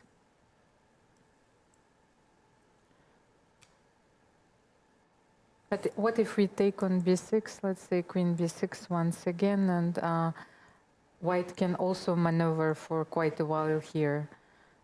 Just you wait. Because the rooks are stuck, yes, on the A file. And you cannot play c5 here because this bishop on g2 is a monster. Vishu, maybe this is sort of a status quo here in this position after Yeah, it this. seems to be about equal, right? Yes. And we have that here. We have knight bishop. So neither of the sides. But Viswanathan would still be correct.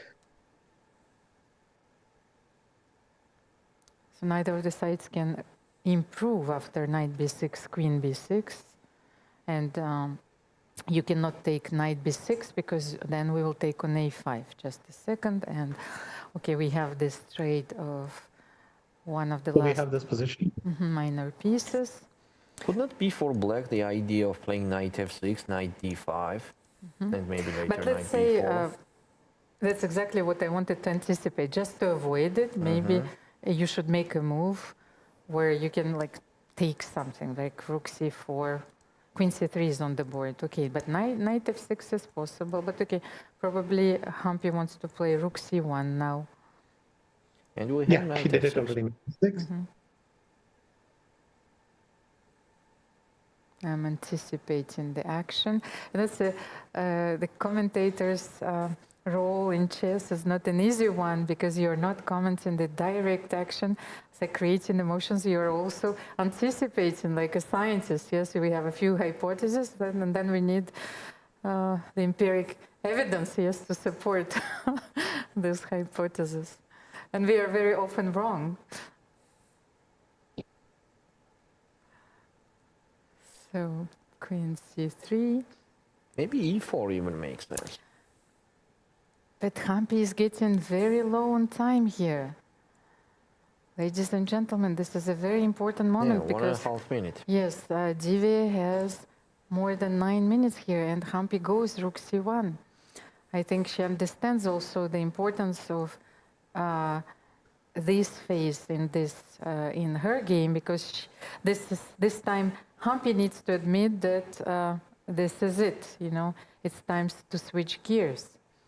Divya has equalized. Yes, she should be trying to blockade or put up a rook on c5 or something and just make a draw. Queen a1, rook c5, something like that, make a draw, go home. Or go to the next game.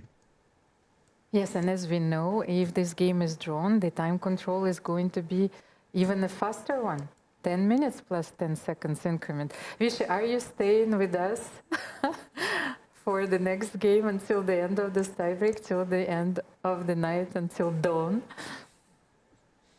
No, I have to leave after this one. Okay, she's gone bishop takes d5. Could she have played ed5? I mean cd5. I think CD5. probably the same, queen a1 and rook c5. But queen c8 check, I have queen d8. It's no big deal. But maybe simply... But anyway, now I can play queen a1 or queen a3 and rook c5, and I think I just keep that clamped. Or even rook fa1. And neither side can make any progress.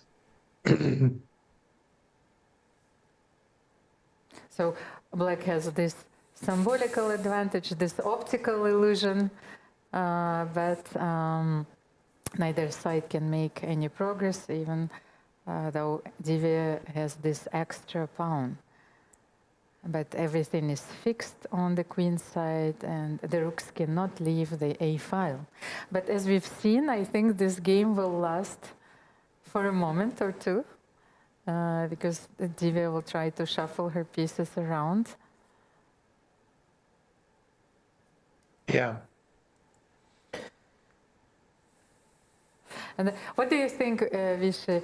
Sagar is probably chanting right now, you know, he's getting very excited about this historic moment. Probably. I doubt he can be excited about this position, but he probably is excited by the occasion. So, yes, of course, and who will rise to the occasion? in fact, I was in his stream yesterday, and I mean, you could not ignore talking about the historic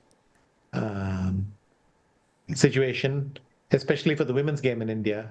This will be a big boost, I think. By the way, Visha, that's the question actually that I wanted to ask for a while. Do you think that the chess players are the rock stars of the modern times? You know, they are truly admired, supported, and with the chess boom everywhere, they are becoming role models for everyone. It transcends the chess world. I hope so. I think definitely a lot of youngsters look up to chess players, and we are supposed to demonstrate what chess teaches us: the ability to think ahead, the ability to concentrate, all the the good values, and I hope that continues. But so, if we compare chess and cricket, I think, do you think that chess players are recognized and they're reaching the status of the cricket players right now? If you come to India, it's probably best not to compare chess and cricket.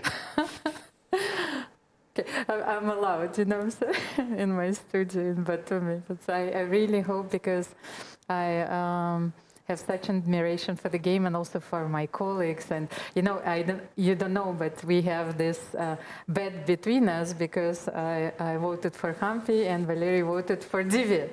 So even our studio is divided, but it's a very important also moment for me. So I'm like, I have goosebumps every time we are watching those tie breaks. But this position, you know, is not what we can call fireworks, yes, on board. No, at the moment they're both well prepared, and in a way it's nice. The tension is building, but they have not found the weakness in each other yet. So How many seconds? 30 seconds for Humpy. You know, she needs to speed up. Even if her position is very solid, you know, she needs to make those moves a bit quicker. yeah, just rook a2, rook a1. The thing is, sometimes you have to just admit you have no advantage and just, tell yourself that and move on. So even after queen c7, queen c5 is a nice move. Yeah, that's a nice move to make, because now I can just play rook a1, rook a2, rook a1, rook a2, and what can you do? And I can see that Humpy gained a few seconds on her clock. She has more than 1 minute, and here we are. Divya is offering the queen trade. Maybe we should simply play queen c3 here, and Humpy goes for it. Yes. Because maybe trading the queens and allowing Black's king to get to the d6 square offers a slight hope, yes, for black pieces, but queen c3 is cementing the position. Queen b6, but it seems that we have been here before, Valery, yes, and maybe rook a1. Rook a1. b2. Rook b2 even, and then rook a2 back.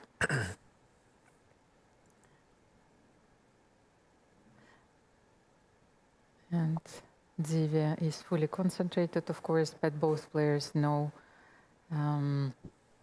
that they are going for the next portion of this tiebreak. 10 plus 10. By the way, Vishu, what do you think about this? Because I think that who is coming with all these names? Armageddon, sudden death, you know, just to emphasize that how difficult it is, how the price of each move is so important, that your life is at stake. I don't know. Armageddon has been around for a long time, right? Yes. Sudden death sounds kind of reassuring as well.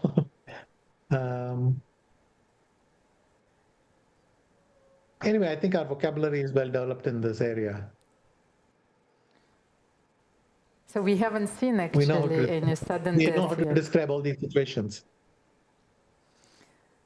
So if the match goes till that moment where we will see the sudden death blitz games, it's going to be unbearable, I think, for the players, for the commentators, for the audience. You know, it's like, yeah. We've been patiently waiting, and it is such a pleasure. I was comparing it like waiting for a new episode. You know, this is such a thrilling finale. But today the tournament will end, and we will find out the name of the winner. Yes, we will. What about f6 g5 playing? F6 g5, because we have an issue in the studio, because it seems that I have the g5 square, you know, it's a problem, it's my favorite. So, I had to say that. yes, I had to offer Valery, it. as a coach, had to state the obvious, so that I have g5 issues. So how about f6, G5 g5 syndrome. here? Yes. But maybe if you play f6, g5, then of course I will switch to another side of the board and I will play rook h1 at that moment. Yes. Vishy agrees with me. Well, you cannot contradict. So f6 and a g5 will be met with rook h1. And here we are. Maybe Humpy can also wait and play king g1, king g2. Yeah, actually she was doing that for a few moves. Yes, she switched to. Now she the- can play okay. queen f8 if she wants. and maybe black can play queen f8. Here? Yes, to offer. Queen c3, and then you have to go back again. So it's impossible Yes. to make real progress here. Yes, to offer another queen straight, but of course white will decline it. And then after queen c3, attacking the pawn on a5, you have to go back. Queen d8, queen a8. Valery, what is F6, G5. Anyway, it has to be done. f6? No, I was thinking, what do you think about how long this game will go on? For a while, yes. Yeah. We saw these kind of things from Divya a lot of times. She will fight till the end. So queen c7, rook a1, now rook a2 can be played, of course.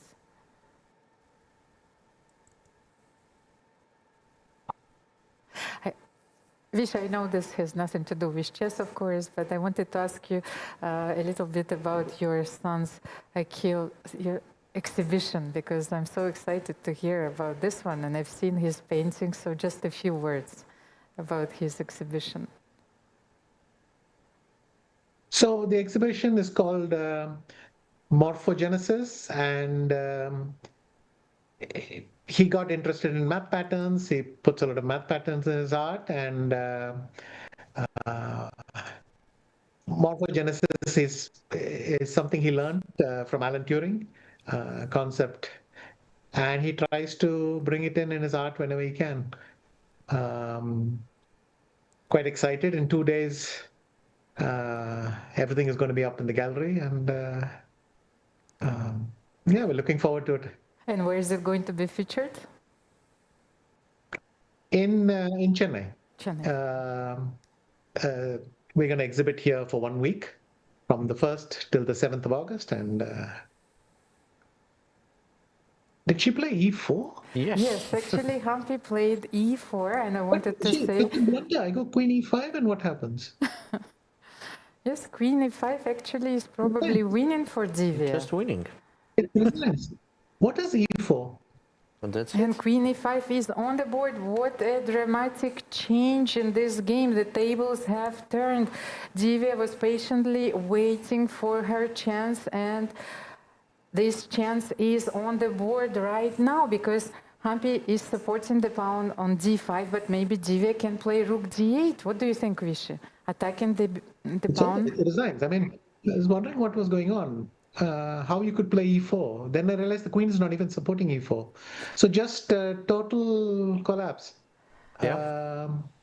So It's this is hard to understand if Humpy thought she could really be better in this position. Assuming I didn't play queen e5 and I went rook d8, what is white doing anyway? after d5. There is no. It's just a hallucination.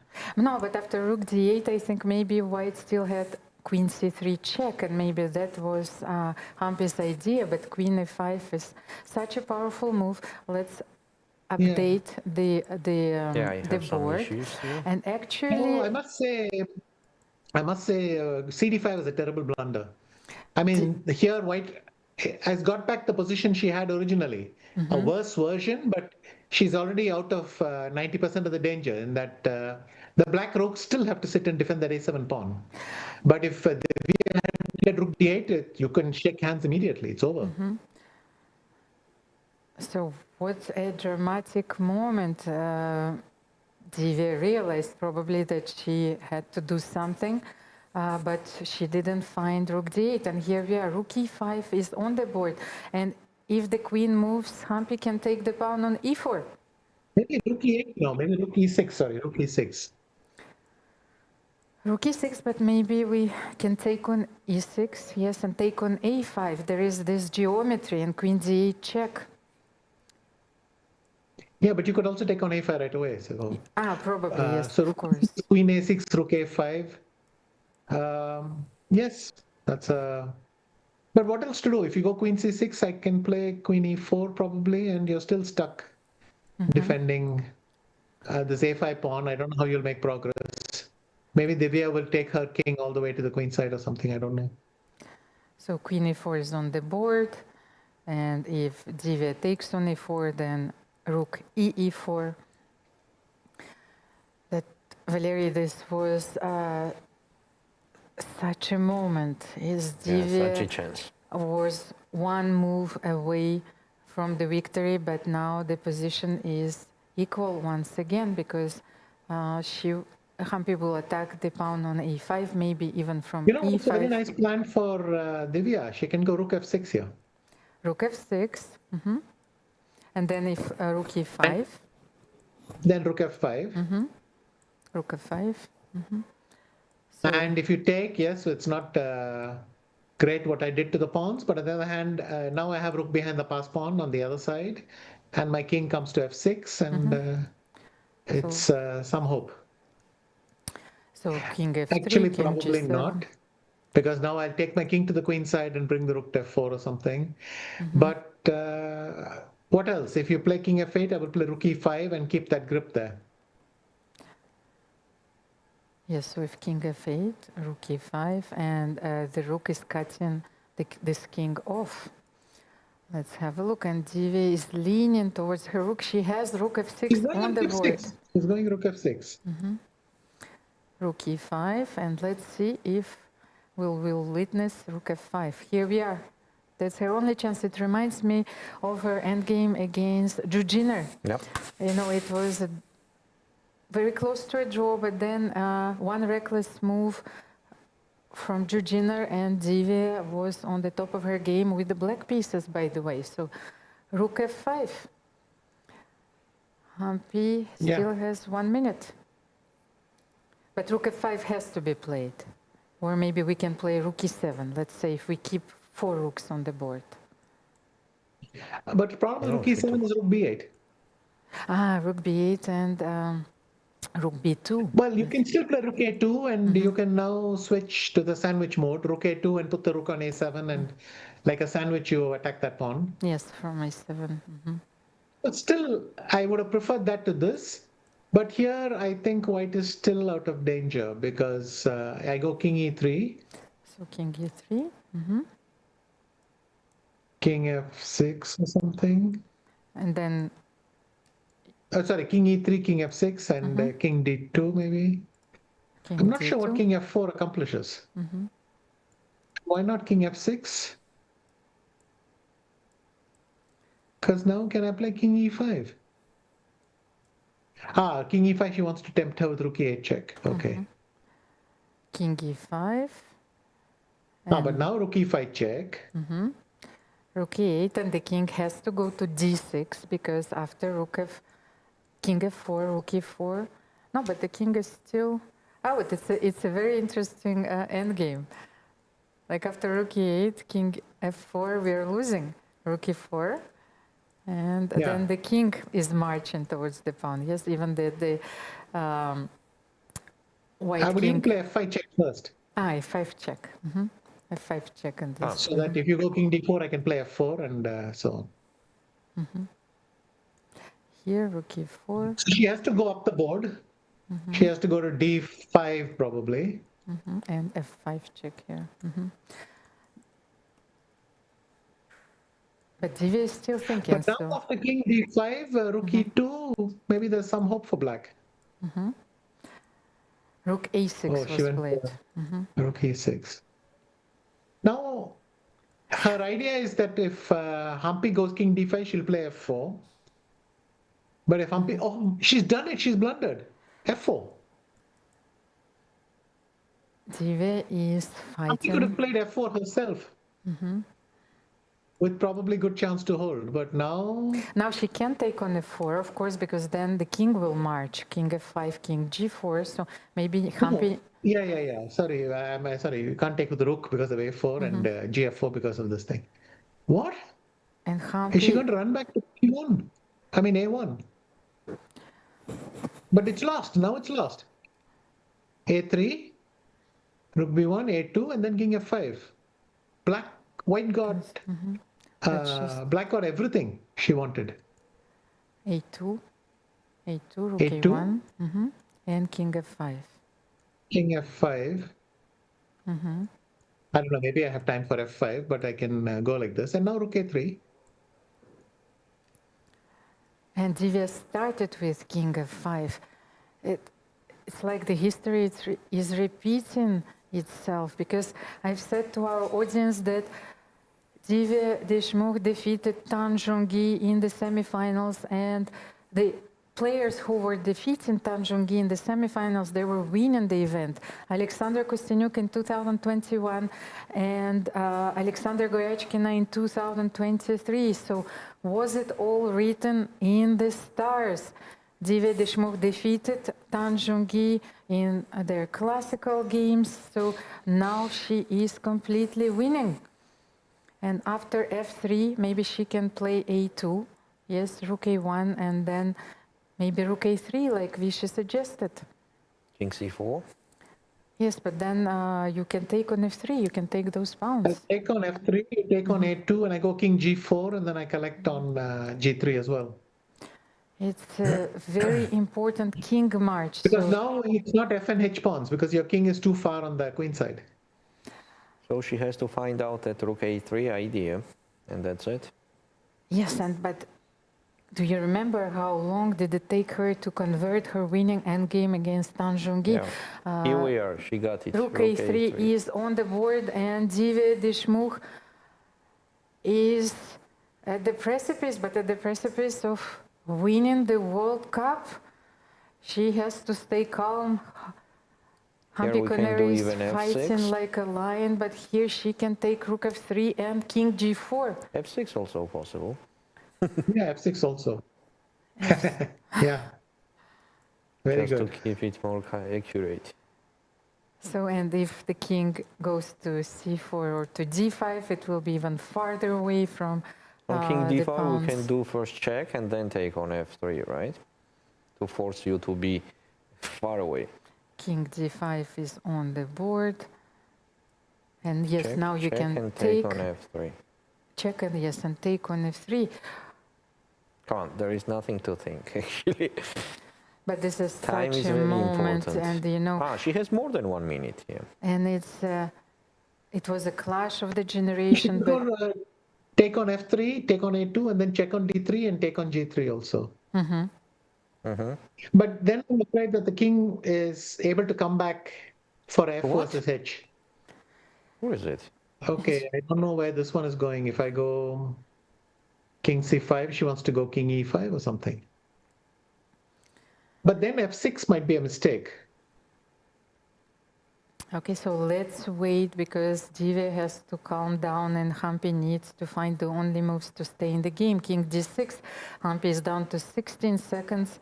Divya has more than 1 minute. Rook a5, cutting of the king once again. King e7. Humpy uses her only practical chance. She is attacking the f6 pawn.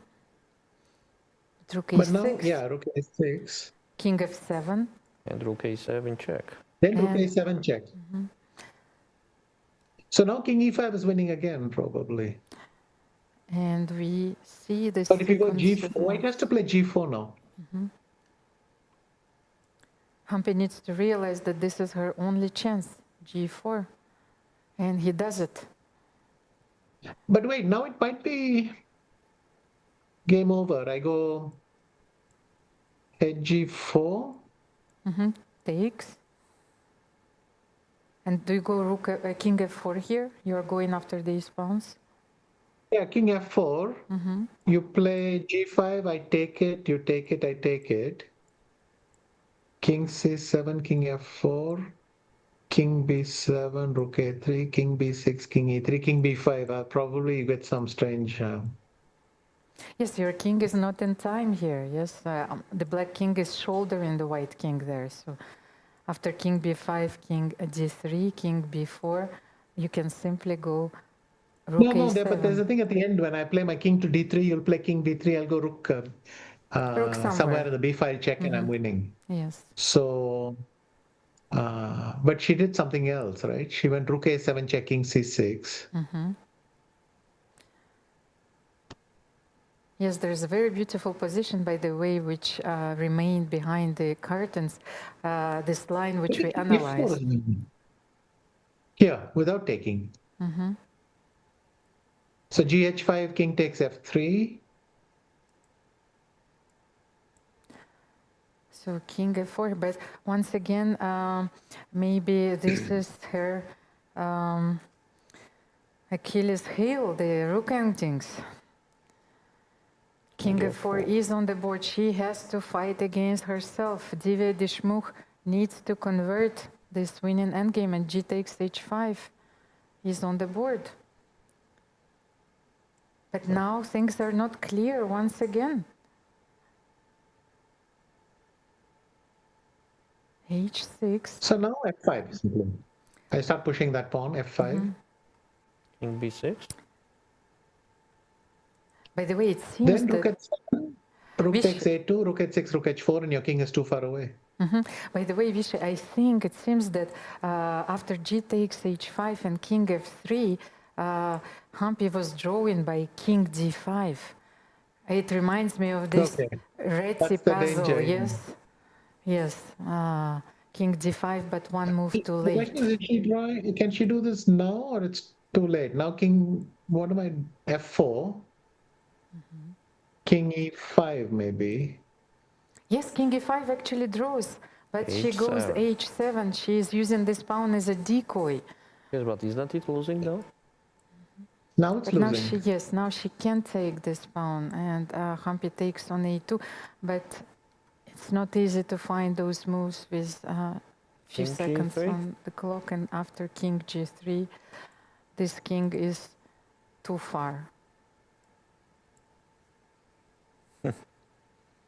Now it seems simply winning. But yeah, f3 it's over. What a dramatic game. Divya can play f3 here, but rook g8 is a small threat here, but Divya can still play rook takes h4, and she can play rook g4, building the bridge. No, wait, king e4. But anyway, it's lost. Yes, now it's just over.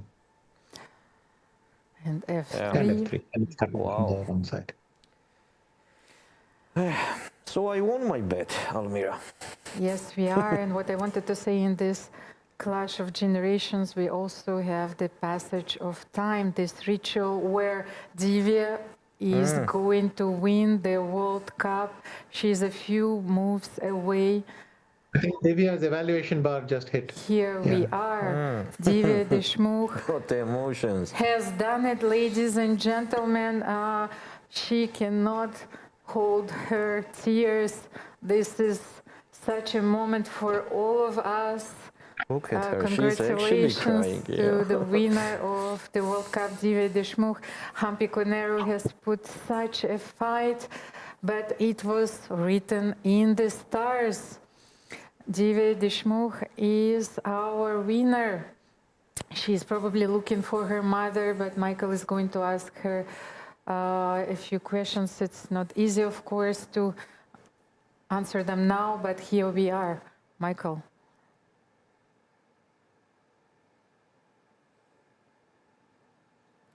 Divya has just won the tournament in an amazing endgame. She's just gone over there, as you can see, to hug her mother. She is very emotional now. And as you can all see, she's hugging her mother. And we'll go and see if we can talk to her at this amazing moment. Everyone is here. We'll give her a moment for her to regroup. Emotions are taking over. And let's see if we can talk to Divya now. Divya, congratulations. That was an amazing rook endgame. We were all wondering, will she win? Will she win? What are your thoughts now?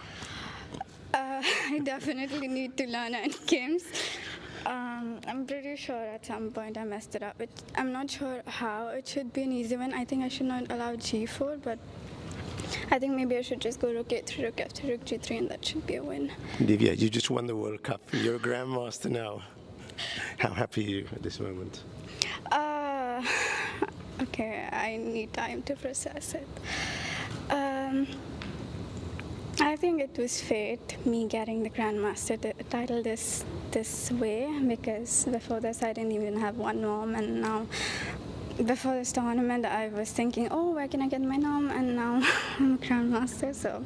And your mother is here. She just joined you in a heartfelt hug. What does this mean for you, your mother, your family, for all the people who are following you? Sorry, it's hard for me to speak right now. It definitely means a lot, but of course there's a lot more to achieve. So I'm hoping this is just the start. Okay, we'll do another interview a bit later. Your mother's waiting you. Congratulations. Thank you. Thank you. And with this, the tournament ends. It's been a wonderful final. Divya prevailed over Humpy, and signing off here from the Rambilaggio and the Women's World Cup. Thank you, Michael. What an emotional moment for all of us. 19 years old, Divya Deshmukh has just won the World Cup. Vishy, one last word. Yeah, dramatic.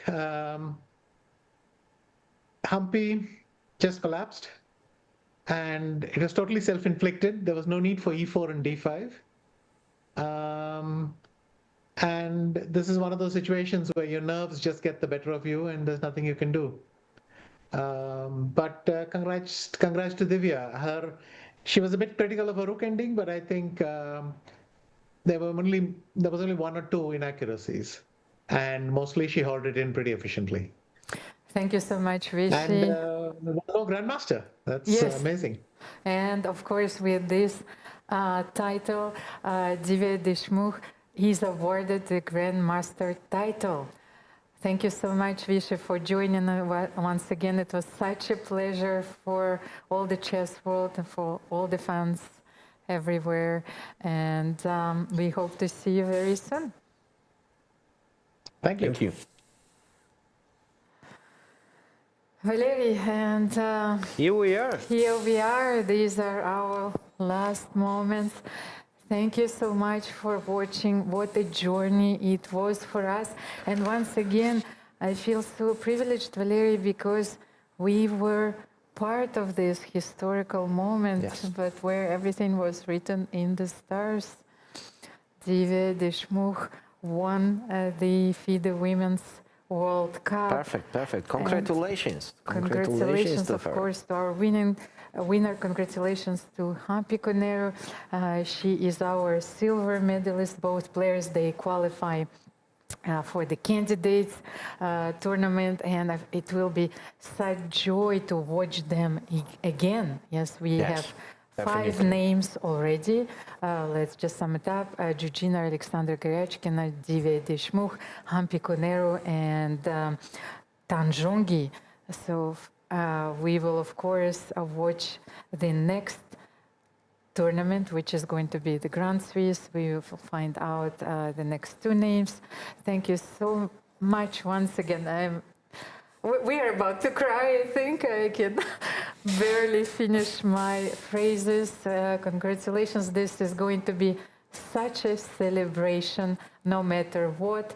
The cup, the trophy, is going to India, and they are going to hold it for 2 years. Yes, Divya Deshmukh is going to have it for 2 years until the next World Cup. So let us join the celebrations. Thank you so much once again for our, I wanted to thank our crew. It's never easy to make everything work. So we had such a wonderful time here. I can't say goodbye, Valeria. I want to analyze the endgame. We have to say once see you, again, just yes. see you. No goodbyes. No, it's not a See you okay. soon. It's a wrap for this event, and see you very soon.